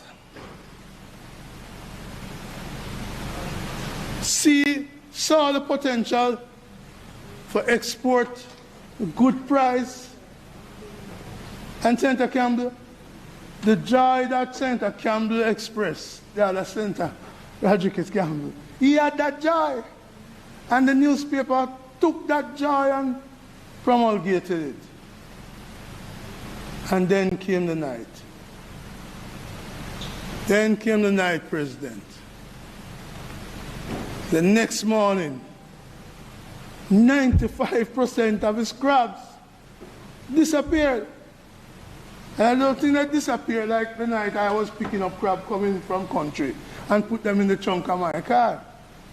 And then wake up the next morning and them gone in all the crevices of the car and died there. You can imagine the car. But I don't think that's what happened to Jermaine Morris. It is what former Agriculture Minister Senator Gill, Roger Clark, described as a 2-foot puss. They came and they took away his crabs. Thankfully he's alive and he can go hunt and hopefully re-establish his business. And I see there's offer from company. No, there's an offer from a company to assist him with technology, security technology, to allow him to be alerted if the 2-foot puss come again. And I commend that young person in technology who saw the need to link technology with agriculture. But the pre-dialogue is something we have to address. And I have to call upon the rule of law. The rule of law to address it. And I raise the rule of law. No redemption. I raise the rule of law because a couple of days before, a farmer from Portland, Vivian Johnson, went over to St. Thomas to tend his cattle and goats. He lost his life because the criminals who came to steal his cattle were armed. And they took his life in the morning. This certainly doesn't encourage people to invest in agriculture. And I'm waiting for the rule of law to catch those people. I'm waiting for the rule of law to catch those crooks. Our farmers invest too much for it to disappear. My daughter-in-law yesterday said to me, I want to invest in goats. And I said to her, no. I was about to tell her, talk to Damien, and I said to her, you spend days, years, months cultivating your goats, and in a night, they disappear. Yeah. How do we protect such investors? How do we ensure that there is a protection for them so we allow them to get into the business and to earn money from the business? So in the name of Vivian Johnson, that St. Thomas farmer who was killed, in the name of Jermaine Morris, and in the name of Farmer Greg, that productive farmer from Portmore, who we saw on television promoting his success, he also was killed. And when I Googled this morning, Portland farmer, I saw so many stories of farmers being killed. Farmer who gets up at 4 o'clock, walk to his field, be it a yam field in Trelawney, be it cattle or vegetable in Manchester, St. Elizabeth, or in Clarendon, all over the country, they are losing out to the criminals. And so I hope that a piece of legislation being held by us, like this one, would say to us, pre-dialogue is something we're going to get. We're going to deal with it. And the rule of law will be so strengthened, Senator Samuda, that it will help the farmers. Tonight I see on television a police officer saying, well, we have a unit here and we're going to establish a unit there. For too long, this breeder-lasting thing have been going. We came with the, I think it is the former Minister of State or Minister in Agriculture, J.C. Hutchinson, and followed by Roger Clark. Came with a cattle passport. And they have a chip. And that when you put the chip in the animal, you wouldn't be able to steal it. I wonder which country they were thinking of. We take milk out of coffee. We take milk out of coffee. And chip out of cow. And chip out of cow easily.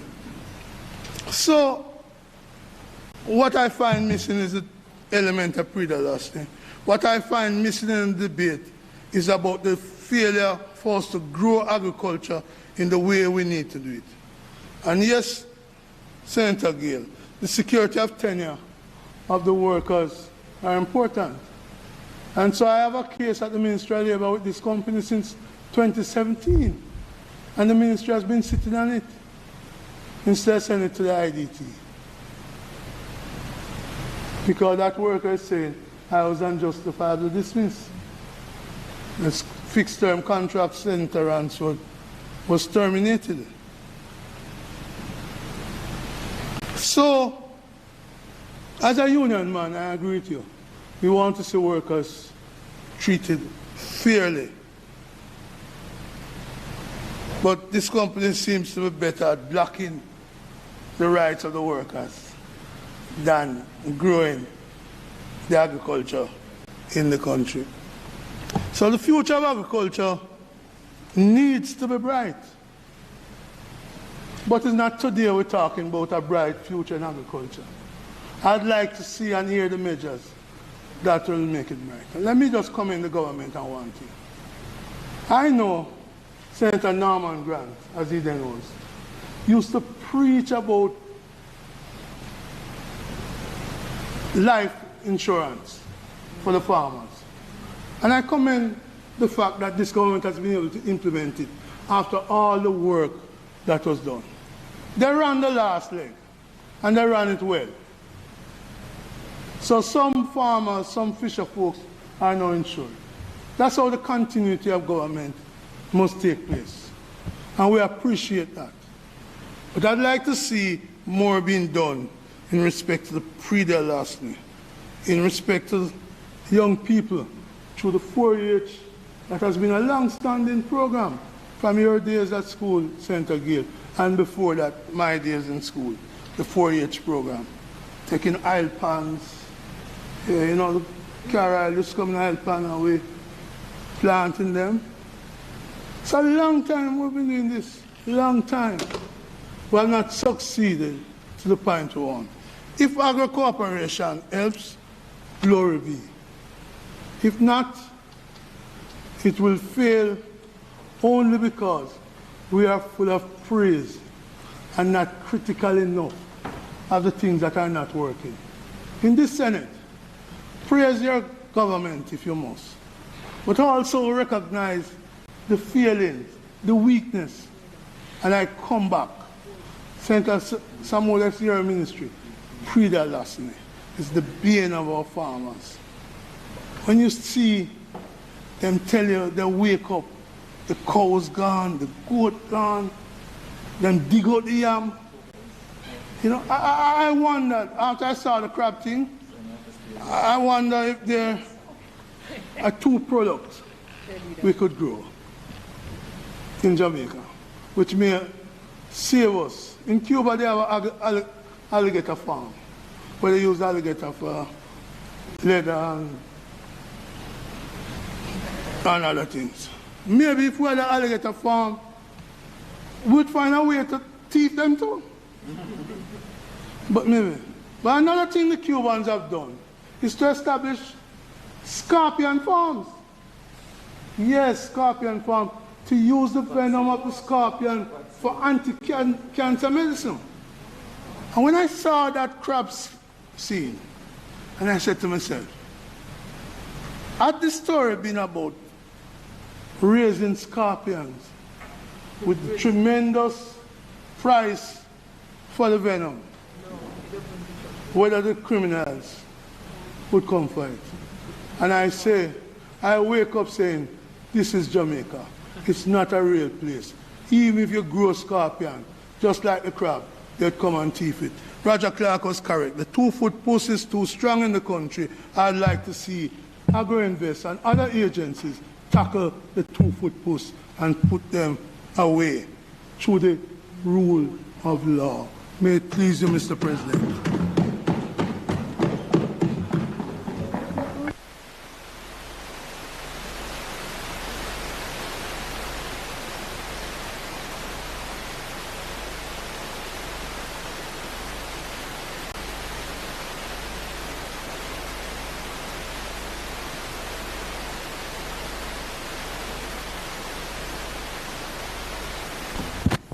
Thank you, Senator Brown.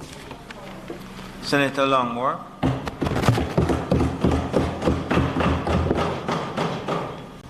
Thank you, Mr. President. I rise to make a small contribution to this bill, a very significant bill. Short, brief. No, definitely not.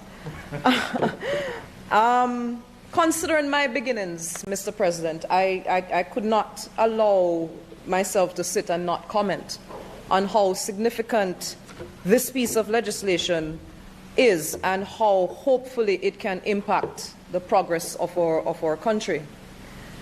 I have said before that I grew up on a farm, but the extent of farming in me is from both sides of my family. My grandfather was a manager of a huge estate back in St. Elizabeth, and my mother's family was Caribbean, it was contract chicken farmers from as far as I can remember. But this has put me where I am right now.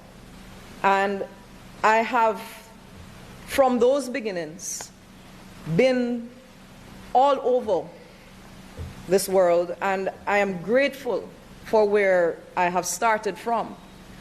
And in that same capacity, I'm able to recognize and appreciate the potential for Jamaica in terms of our agricultural produce and what it means to the international market. And so with this piece of legislation, there is great hope, as is illustrated in Clause 7, as to what could potentially come from it. Now, one of the other great concerns, and I'm hoping that will be addressed, a couple of them have been highlighted by previous speakers, but this hopefully will seek to cohesively bring farming and farmers who are so very vulnerable because of their usual humble beginnings and settings into a more formalized operation that is not just the fulfillment that they get from the act of farming, but is financially viable and feasible as an option for progressing to one's life goals and life dreams. Mr. President, you know, I am forever the optimist. My glass is always half full. And Senator Brown gave us a fulsome recognition of, you know, the negatives. I am going to try and focus on the positives. I practice positive psychiatry, and that's where I am at right now. And boy, I don't know if I've considered such. But, Mr. President, I have, in terms of the potential of Jamaica, and I'll just put it simply this way, and Senator Crawford, I think you will understand where I'm coming from with this. We import so much. So many containers come in full. I challenge our business and the persons in the industry that every single container that comes into Jamaica full, that is a trade route that we can fill going back. Every single market that we buy from already, we can sell to. There must be something here that they want, This is brand Jamaica, and brand Jamaica sells.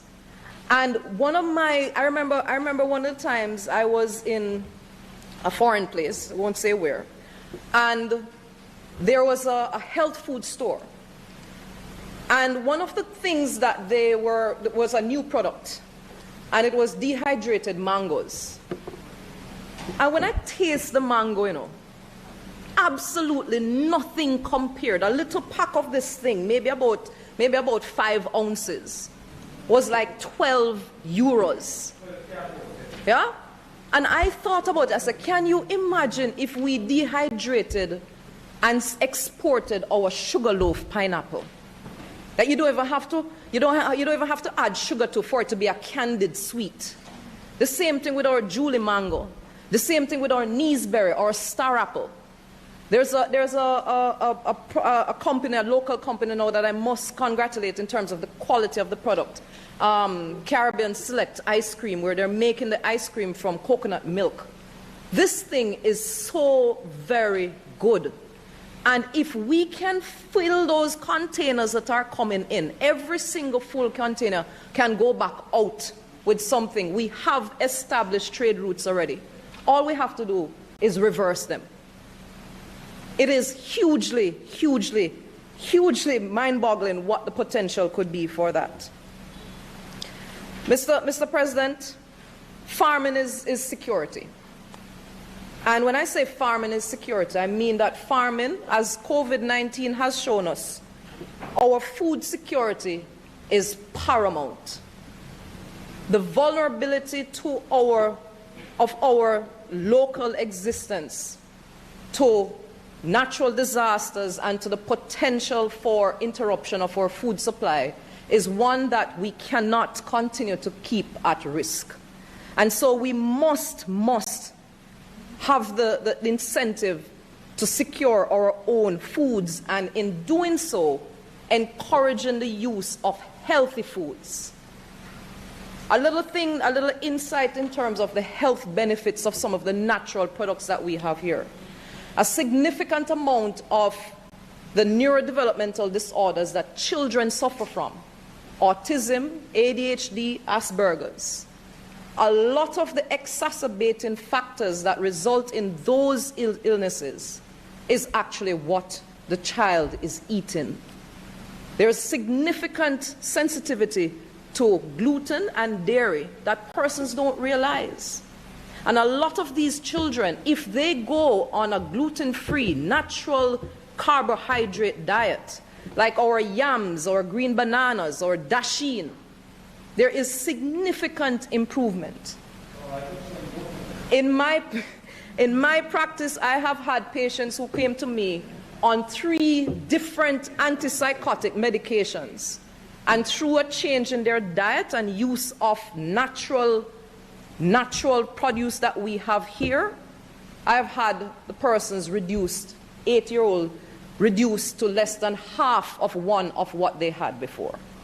So there's significant health benefits if we are to channel proper food security, and also with the benefit of adding immune boosting agents to it.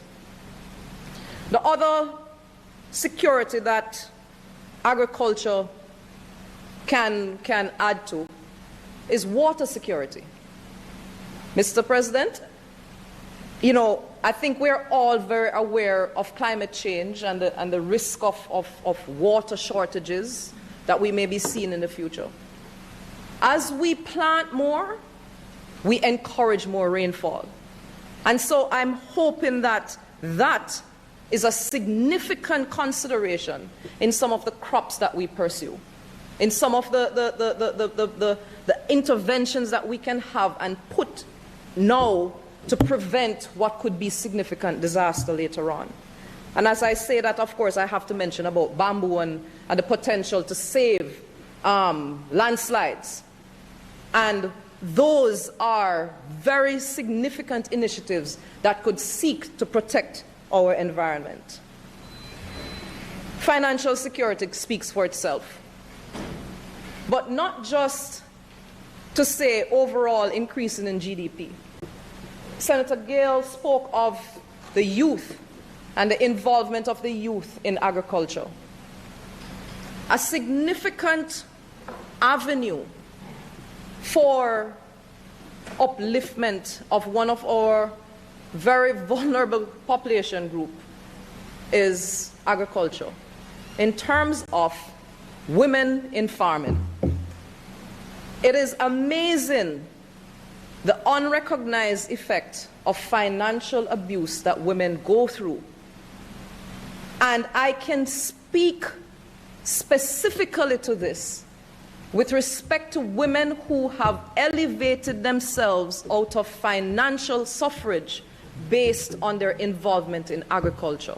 And that, just as Senator Gale mentioned around initiatives to encourage youth and possibly incentives to get youth involved in agriculture, I hope that we will have similar incentives for women in terms of agriculture.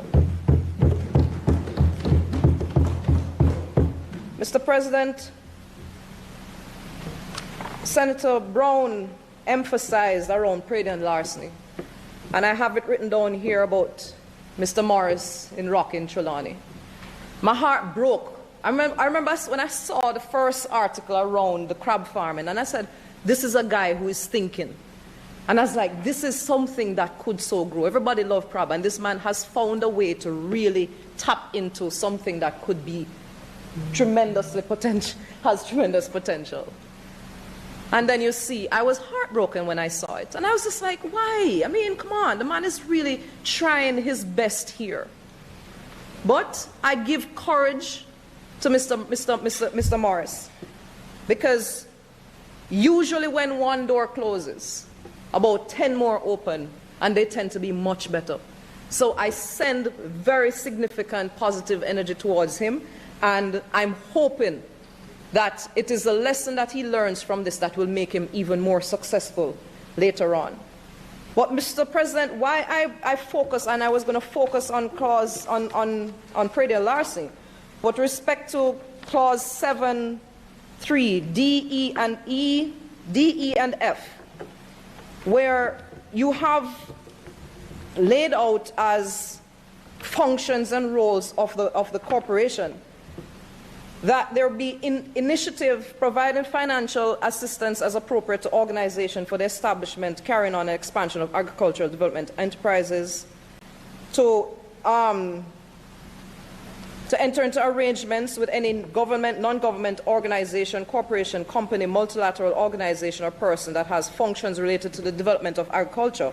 And F, do all such other things as corporation considers necessary or expedient for the purpose of carrying out its function. I too hope that Pradien larceny would be one such that we have significant focus on intervention on.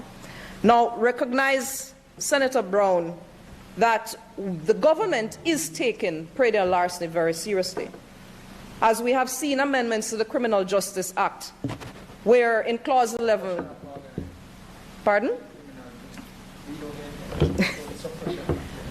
The Criminal Justice Act, Suppression of Criminal Organization Act, aka the anti-gang legislation. And we have amendments there to include offenses under the Fisheries Act and the Larceny Act for simple larceny and larceny of cattle. So the government does recognize and is taking action to enforce significant effect against such thievery of hard labor. But Mr. President, you know, and I relate to this. I remember when one of the few times I saw my father's eyes well up in tears. We had a Nubian goat, and I know you know what it means, the Nubian and a Taggenberg. I know it. I know the farming. I know the farming. And this Nubian goat was probably the back, beautiful animal. The back of the animal was probably to about this size. And Daddy had him in a special pen where he had him thing. And one morning Daddy woke up and the goat was gone. And he walked the property and he saw where the wire was cut And just about 2 feet outside of that wire, he saw the blood. Yeah? It cuts at the core of the person who has tended to this animal. For me, predator larceny is one of the most wicked acts that happens in Jamaica. All right? No, but I am speaking because we have acted against it. We are putting in the legislative change to do something about it. So it is not just being negative. It is being realistic and recognizing also that the government is acting to correct something that has been existing for a long time. And I remember that some did oppose it. So yes, Mr. President, at the end of the day, there are many benefits to this bill. There is one other area under Clause 7D that I would like to just bring another point of another perspective. 7D, where carrying out an expansion of agricultural development enterprise. A significant role for farming and an almost new industry that could be significantly helpful in a Jamaican society is therapeutic farming. It has been established that it is significantly beneficial for persons who are at risk, who are dealing with particular illnesses such as depression, post-traumatic stress disorder, and anxiety issues, that therapeutic farming could be tremendously effective, even to the level as medications. And so I encourage and I hope that some of the lateral thinking on the outside of the box, will include these interventions for especially our at-risk youth and for persons who are significantly in need of this type of rehabilitation. So it is significantly beneficial across the board, from, as I mentioned, food security, financial security, and, of course, therapeutic farming. I also have to recognize the great benefit that this bill could have in terms of the organizing and the upliftment of rural Jamaica especially, where so many of our economic burdens are there because there isn't the conjunctive economic development. And so with that, Mr. President, I recognize agriculture as our unearthed savior, and I think that that is where significant investments should be, and I think that that is one of the most secure ways for us to see to the development of our country. And with that, I thank you.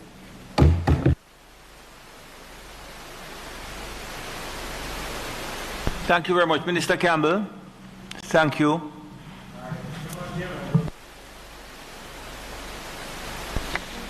Thank you, Mr. President. Whilst I welcome the debate which has gone on for a while, I thought that it was a general debate on the state of agriculture. And given where we are, I think I'll address the issues which are central to the legislation, the piece of legislation before us. There are some recurring themes which, if picked up, and let me deal with the one which arose perhaps most latterly in relation to predator larceny. And I think it started with Senator Brown, is the fact that predator larceny is not addressed in the bill, as this bill is not the appropriate legislation to address that issue. We recognize that predator larceny is a scourge. However, the ministry already is taking steps to have the Cabinet approve the relevant amendments to the existing Predator Larceny Prevention Act, as well as the Agricultural Produce Act to strengthen and include relevant provisions such as increasing the low fines to seek to deter prey thieves. The Ministry will be seeking to revamp the agricultural wardens, for which the existing prey loss in the Prevention Act addresses that issue. But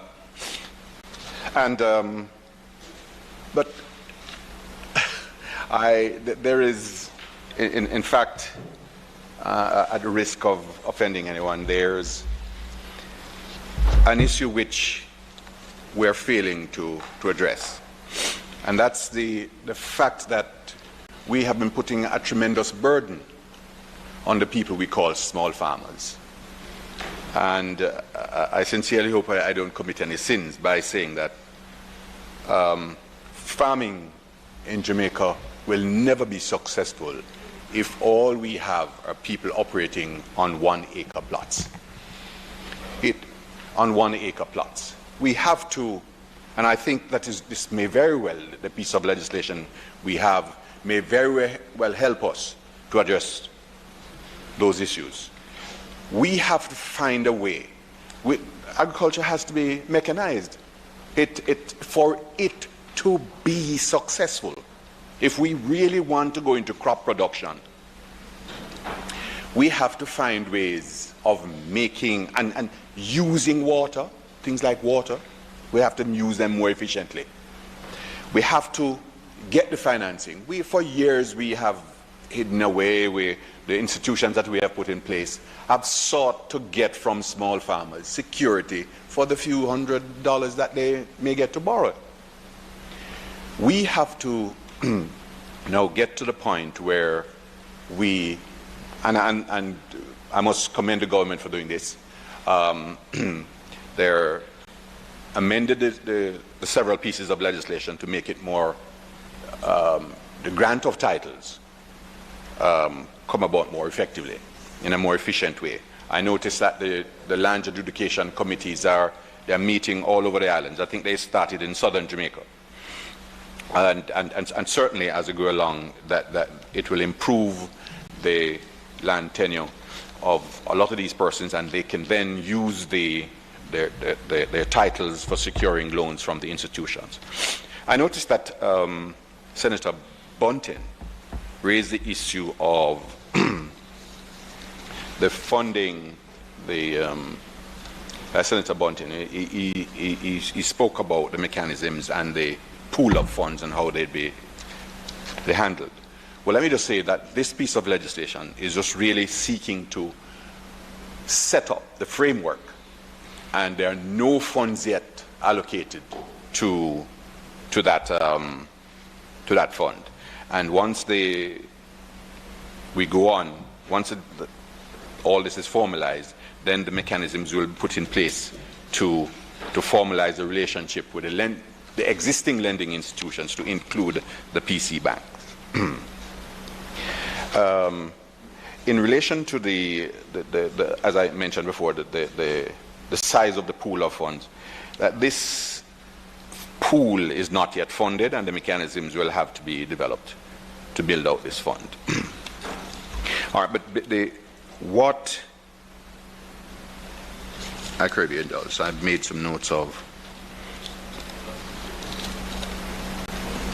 Very well. We have what the bill seeks to do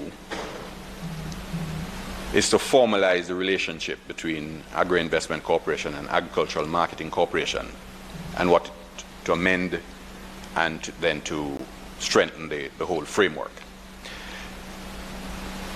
That, I think, is what the government in several areas has done, and it may appear to be piecemeal, but if you look at what the Ministry of Agriculture is doing in bringing these young people and directing them. In fact, anecdotally, I know of one entity which has had a significant pool of funds, and in the last 10 years, it has not had one application for funding from that entity. It doesn't, and so in a real way, this is what I think Minister Green is focusing on. He's attempting to get all these young persons to access these entities, these organizations, and then will have the governmental support behind them. As I said earlier, the framework is not yet in place, but that is what he seeks to do. So I commend the bill and what it seeks to do, and ask that the bill be read a second time.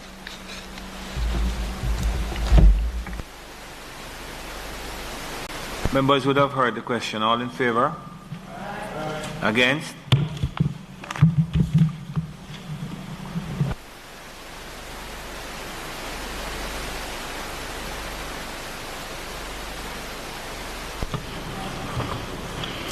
A bill entitled An Act to Amend the Agri-Investment Corporation Act to entrust the functions of the Agricultural Marketing Corporation to the Agri-Investment Corporation, to repeal the Agricultural Marketing Corporation Act, and to provide for connected matters, read a second time.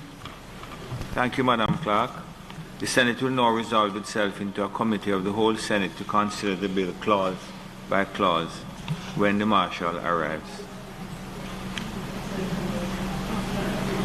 In the meantime, I'll just do the 120 motion. It being 120, Madam Leader? It's 120 probably in Hanover. Mr. President, might I ask that the Senate be allowed to sit beyond 1:30 to complete the business of the day? Members would have heard the question. Those in favor? Against? Ayes have it. The Senate will now resolve itself into a committee of the whole Senate to consider the bill clause by clause. Thank you very much.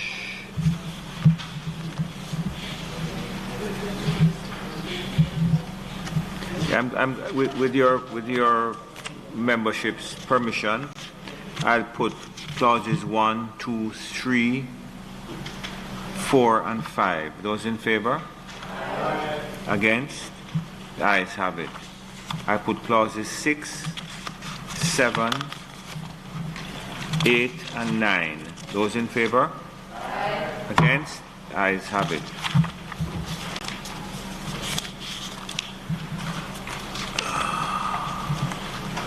I put clauses 10, 11, 12, and 13. Those in favor? Against? The ayes have it. I put the title and enacting clause. Those in favor? Against? The ayes have it. The question is that I do report the bill as having passed committee stage without amendment. Those in favor? Against? The ayes have it. I do report the bill as having passed committee stage without amendment. Minister?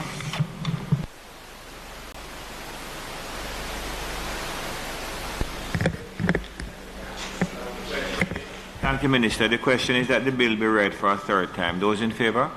Well. Against?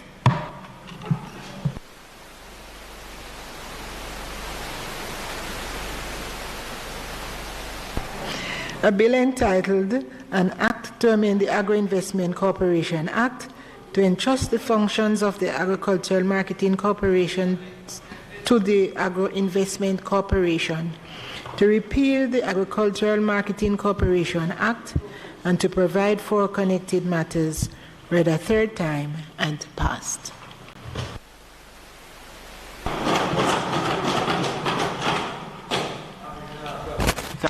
Thank you very much, Leader. Mr. President, might I ask for recommittal of notices of motion given orally? The question would have been asked and heard. Those in favor? Against? Mr. President, I beg to give notice that at the next meeting of the Senate I will move, be it resolved with reference to the resolution approved by this Honourable Senate on the 15th day of January 2021, appointing a select committee to sit jointly with a similar committee appointed by the House of Representatives to consider and report on a bill shortly entitled the Customs Act 2020, that the name Sophia Fraser-Binns be deleted and the name Janice Allen substituted therefor. Mr. President, I further beg to give notice that at a later stage today I will move for the suspension of standing orders to enable me to take this motion. Thank you very much. Mr. President, I now move for the suspension of standing orders to allow me to take the motion, notice of which I gave earlier. Thank you very much. Members heard? Approved? Thank you. Mr. President, I ask that the motion now be approved. Members would have heard the motion so ably put forward by the Minister. Those in favour? Against? Minister? Mr. President, it is not intended to do any further business today, but I understand that you have given leave for a matter to be raised. Thank you very much. Senator Fraser-Binns. Thank you, Mr. President. Mr. President, today is World Environment Day.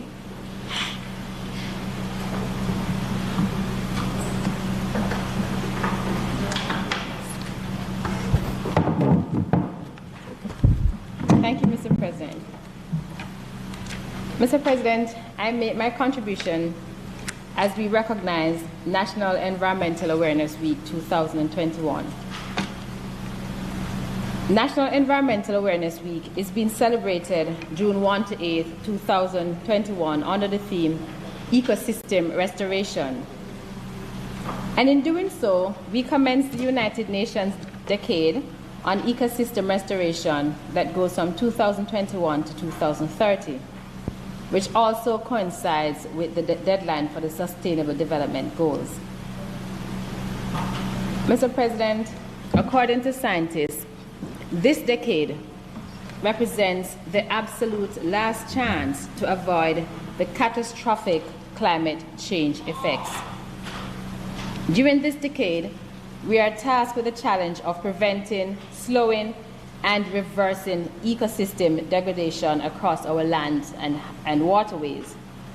There has never been a more pressing need to restore our degraded ecosystem than today. All life depends on ecosystem, and our island home Jamaica is no different. Our country and our people will be healthier and safer if our ecosystems are healthy. Mr. President, the decades of destruction of natural resources, such as our forest, our cockpit country, our oceans, have become a systemic risk to our local economy, our environment, as well as the life and livelihood of our people. The actions of successive governments have not always shown a real commitment to protecting the environment. And regrettably, our coast, wetlands, flora and fauna continue to be destroyed for economic or personal gain.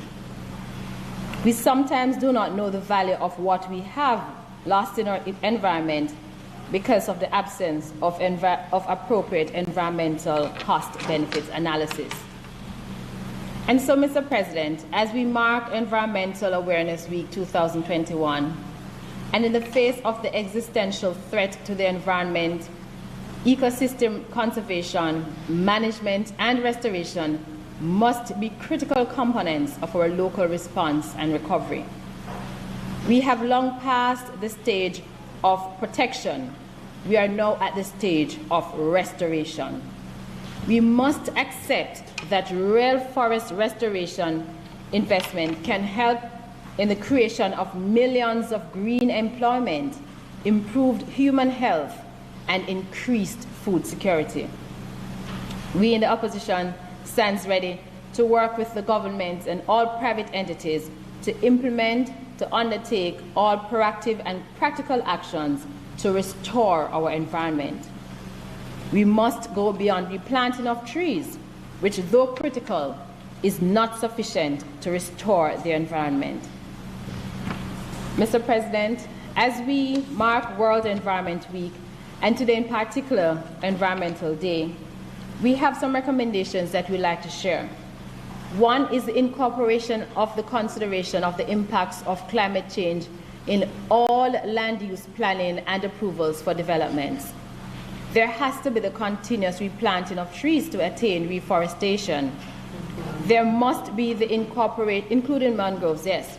There must be the incorporation of specific procedures for conducting environmental impact assessments in appropriate legislation. We need a more robust use of the provisions of the Mining Act to delineate no mining areas in all ecologically sensitive areas in Jamaica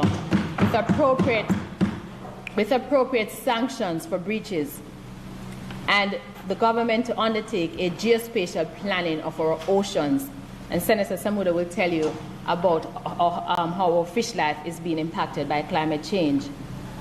Mr. President, the investment in nature-based solutions as a key component of transformational change and acceptance of the climate change crisis will improve our lives, our communities, and organization, and indeed protect our environment. Let us use the United Nations Decade on Ecosystem Restoration as a rallying cry for ecosystem protection and restoration for the benefit of our people and our environment. We can only improve people's livelihood, combat climate change, and halt biodiversity loss if ecosystems are healthy. Mr. President, we have an opportunity to reverse the trend of deforestation, rescue and restore our forests, and implement policies and practices that will safeguard them. On this Environmental Day, during this Environmental Week, and during this decade of environmental protection and restoration, let us all commit to restore our ecosystem for today and tomorrow's generation, and indeed for our own survival. Thank you, Mr. President. Thank you, Senator Fraser-Binns, for bringing this important day of recognition to our attention. Senator Samuda.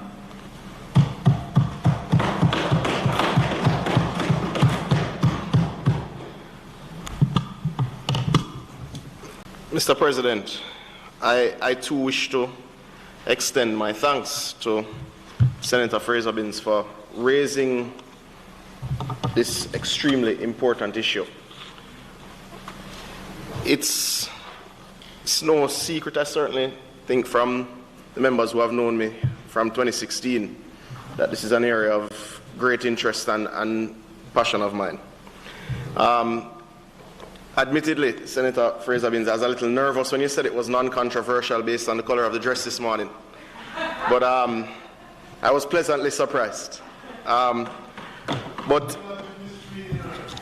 no, I have worked with Senator Fraser-Binns, and persons don't know this, and sometimes, in the back and forth of political debates, even as we look back to the work that would have started in this Senate by way of measures taken on some single-use plastic packaging, persons would know that Senator Fraser-Binns served with me on the working group that we opted not to be chaired by a politically associated person, to ensure that the recommendations made were not necessarily devoid of political sensitivities, but certainly could be accepted by all. And so I've worked with Senator Fraser-Binns, so I know her passion and focus in this area.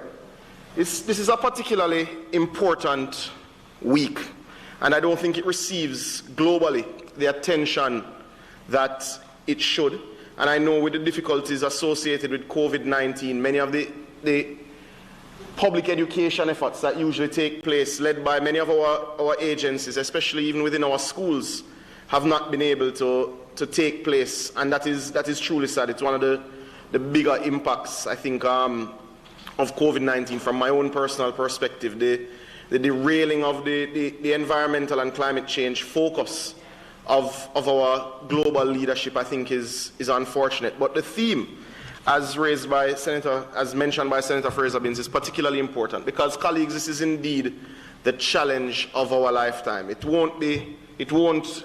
When the story is told, it won't be COVID-19. And that is not to diminish the challenge, the awesome challenge that is for all of us, but though this is a slower moving disaster, it is indeed a disaster that we must contain, reverse, and take steps to ensure we're in a better space. Mr. President, I believe World Environment Day is actually tomorrow. It's the 5th or 4th? Tomorrow. Being celebrated today, and World Oceans Day is actually June 8th.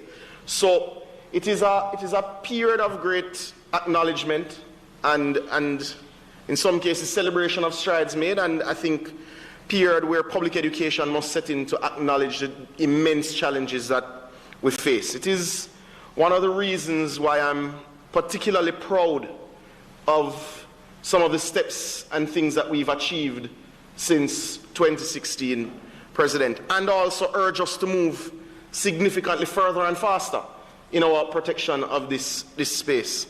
I know when I was first appointed to the Senate, and you're going through that initial phase, as with any change of administration, where you have the appointments of a cabinet, then you appointment of senators, then you start to hear boards, and you start to hear agency assignments and things that happen naturally with the change of administrations, and it's just part of our political process. I remember I was a little uncomfortable, and I said it here at the time, with the lack of naming of a Ministry of Environment at the time. But my discomfort quickly subsided with the agenda and the program of work that we undertook, because we didn't just, it wasn't going to be sufficient for me personally, and I think persons know where I stand on environmental issues. I wouldn't have been comfortable either if there was a Ministry of Environment that wasn't performing. So my comfort increased significantly when I saw how we approached the work that was before us. When I saw the decisions taken to a bold set of decisions as it related to 2 potential investments that were, would have been groundbreaking economically, but would have been earth-shattering environmentally. One recalls discussions around Goat Islands and the discussions around the potential coal plant in St. Elizabeth. To not take those was an extremely brave, strong showing, and it showed political maturity, and I was proud of it. The series of other steps and actions that were taken, sometimes when I read the list and you're tempted to believe that all, you've done these things, so all is well, is still a far way off of what is required. There's a lot of work to be done. We consider, and I was just writing down from memory what I know we'd done, and I even looked at my 2019 State of the Nation contribution, and I was just remembering what we'd gone through. and just to remind colleagues, and I will end each section by saying, good steps, way more needed, right? Because that's the facts. We've made some strides, but way more is needed if we're to mitigate and adapt for what is before us. We would have done significant upgrades to 3 wastewater treatment plants in the last 4 years. There was significant investment in rainwater harvesting and storage. One of the things that we don't sometimes put enough emphasis in, and I'm particularly happy that we don't put enough emphasis in scientific analysis and research. So investment through the metaphysics and things like the Doppler radar is particularly important as we understand our changing weather patterns if we're to truly plan. When I think of, the broad topic, and we use climate change and the climate change discussion interchangeably for everything under the sun these days, that gives us a challenge. But when I think of where we're positioned based on the actions we've taken as a global leader in the climate change movement, I'm particularly proud. When I think of the fact that it has been recognized when the UN Secretary General invited Prime Minister Holness to serve with President Macron, was it Trudeau as well? No, just President Macron and the Emir of Qatar, to lead the charge in the replenishment of the Global Climate Fund, which for small island developing states is immensely important that fund is in place. It gave me a sense of pride because our work was being acknowledged. When we were invited to join by PM Solberg, the high-level panel for a sustainable ocean economy, with one of 13 states, 14 global leaders, because on that group there's also Peter Thompson, the UN Special Envoy for Ocean. So it's 13 world leaders, and Peter Thompson as a global leader. So, and that panel's work is something the country should be proud of. I mean, it's not a sexy topic or one of those that's going to lead front page after front page, but it's certainly immensely important work. But it recognized that the decisions that, I'll just remind us that we'd made were not just important, but were being recognized locally and globally. You mentioned the need to replenish trees. That's absolutely impatient of debate, and I am heartened that we're well underway with our program of planting 3 million trees, many of which fruit trees. We're also well underway, not just at the assessment stage, but in the implementation stage of repairing areas or restoring areas, significant hectares of damaged mangrove forests.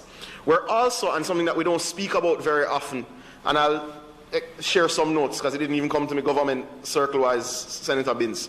We're looking significantly in many of our nearshore areas at the replenishment and restoration of our seagrass. And there's a program that I didn't even realize was, so even when, sometimes many things happening around, you don't necessarily see everything. But that one gives me a lot of hope because it is one of the best carbon capture mechanisms that nature gives us.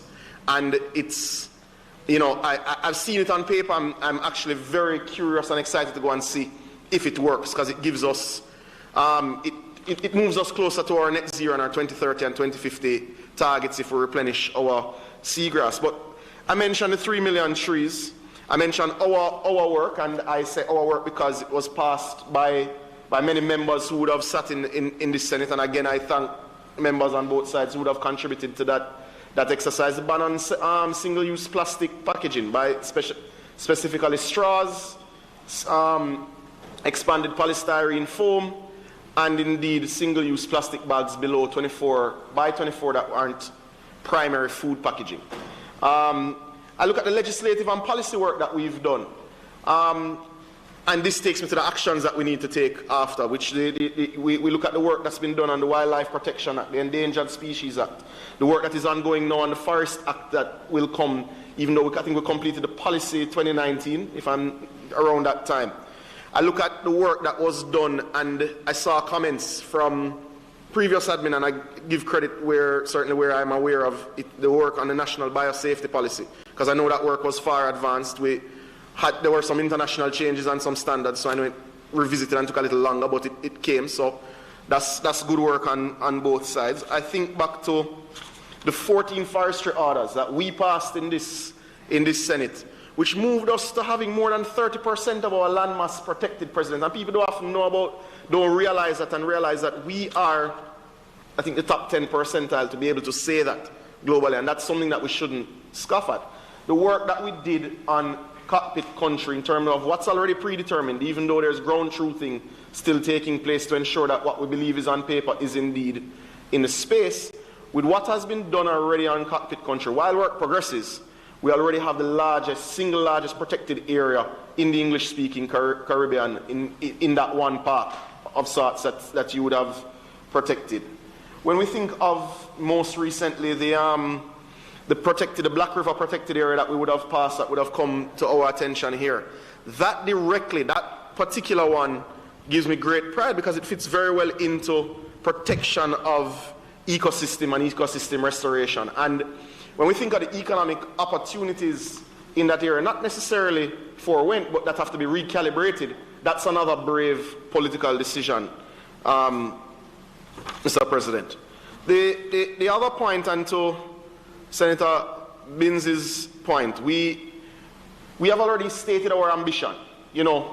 I wouldn't say it's gone through the sort of laborious process that Senator Johnson Smith and Senator Campbell go through with treaties, but we've already stated our ambition as a member of the high-level panel and in other fora to ensure that we get to 100% sustainable management of our ocean resources by 2030. We've already stated our ambition to get to 30% of our ocean space being protected, and we've had the benefit, some that scientific research that has been given to us by let's say global friends.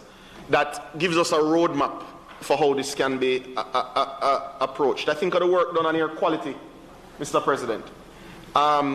The air pollutant reduction strategies, looking at the main arteries of roads through the country and looking at the standards by which we apply to import for vehicles, the policy now being advanced for electric vehicles.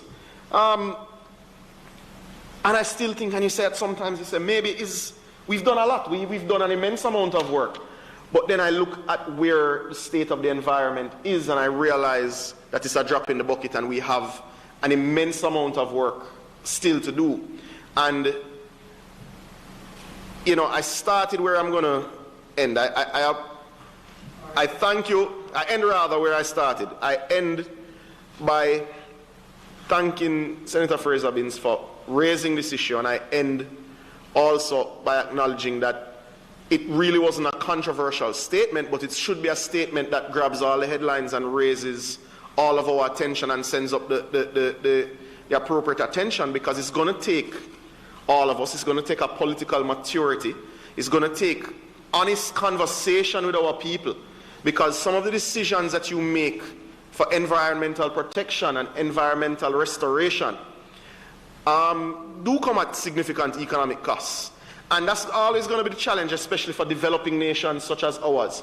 How do you balance in COVID? How do you balance lives and livelihoods? How do you balance the economic, the aim and goal of economic independence, not just for us as a nation, but for all the families that make up the Jamaican state as, you know, individual units, against the need that the environment must be protected if we were to exist? And how do you have that conversation? And that's always going to be the political challenge that any side that sits here for any period will have to face. But the problem is the longer some decisions take to be made, is the greater that political challenge is going to be. So I thank you, colleague Senator, for raising the matter this afternoon. I make no bones about saying that we have done very well. I also don't pull back the absolute need to do way more, way faster if we're to protect this Jamaica land we love. Thank you. Thank you, Senator Samuda. Senator Brown. President, it was my intention to comment on this motion, but the environment is so important. And today, the Gleaner had an editorial about the Palisados Strip, which is important. The Gleaner had an editorial about the Palisados Strip and the importance of that to Kingston and St. Andrew. And I hope that during this week we could move it from the pages of the Gleaner into a dialogue as to what is being done. We note that just last week the Minister of Mining spoke about the Bengal development and the SML 173. And so there are issues of the environment that we need to discuss. There's also the talk about the hotel in Green Island and the destruction of the mangrove. And I raise these not in a partisan way, but for the country to appreciate much of what has been there. And it hasn't been a one-way issue when it comes to the environment. And the voice of the people need to be listened to. And so I just raise those issues, Mr. President, as matters deserving of further discussion among us as we celebrate this week here and abroad, because things that happen abroad affect us here. And if I can raise an issue, I would like to know, perhaps at some future contribution, what is happening with the plastic buyback, bottle buyback plastic program that we were told was going to follow on the plastic disposable plastic bag ban, because it's very easy. It's very easy just to say, "Oh, we ban plastic bag and that's it." But there are some follow-up measures that need to be done. And just before we close, Minister, I'm just going to ask Senator Aubin Hill if you were able to follow the proceedings and what was your view of it. Asking me, Mr. President?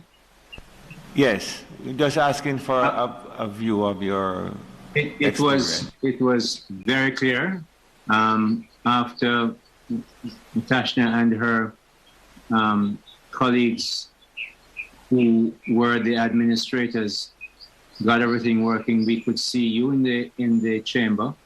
I suspect that now that I see Senator Webby and myself on, you can see us, or whoever is the administrator can get that done.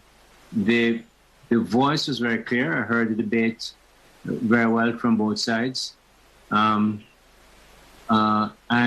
I could follow the proceedings quite well, and I think it has worked as well as any other Zoom or Microsoft Teams meeting I have participated in.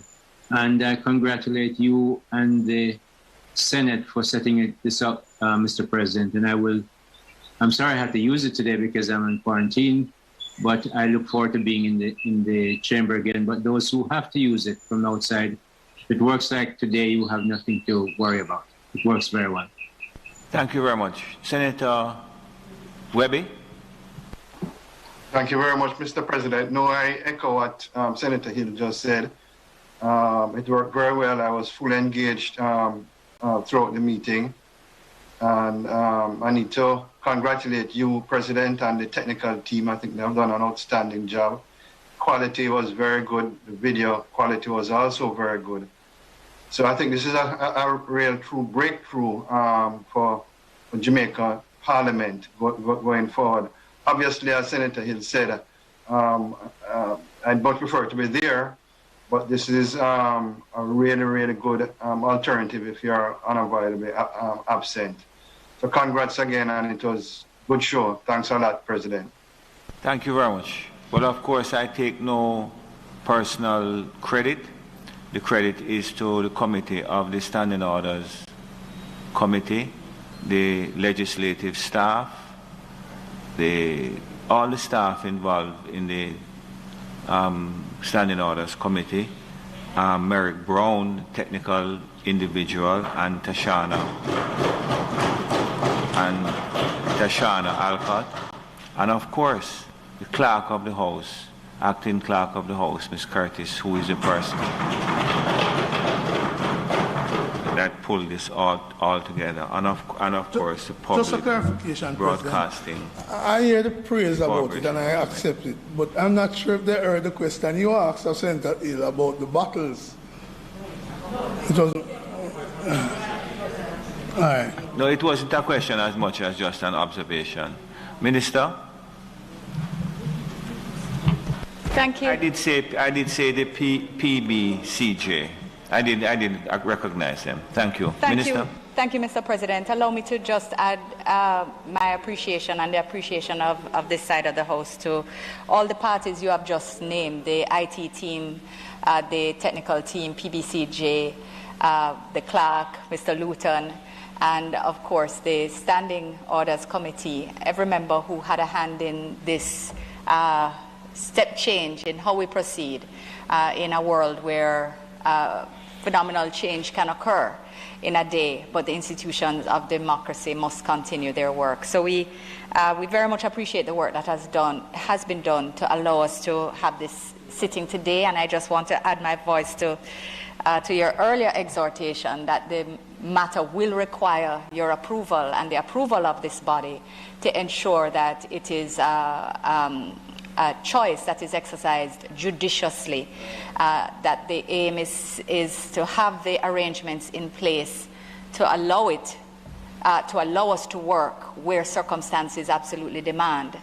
But it's not a matter of mere convenience. It is being in the chamber is what will result in our body being chorate, and that is very important for us to keep in mind.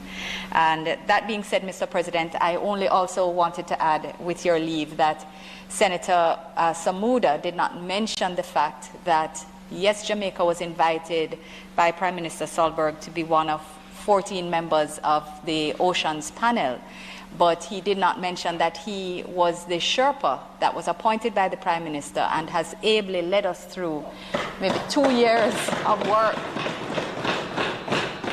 and really has made excellent technical... Sherpa. That's... I heard something else, but I'm happy it wasn't. He really has done excellently.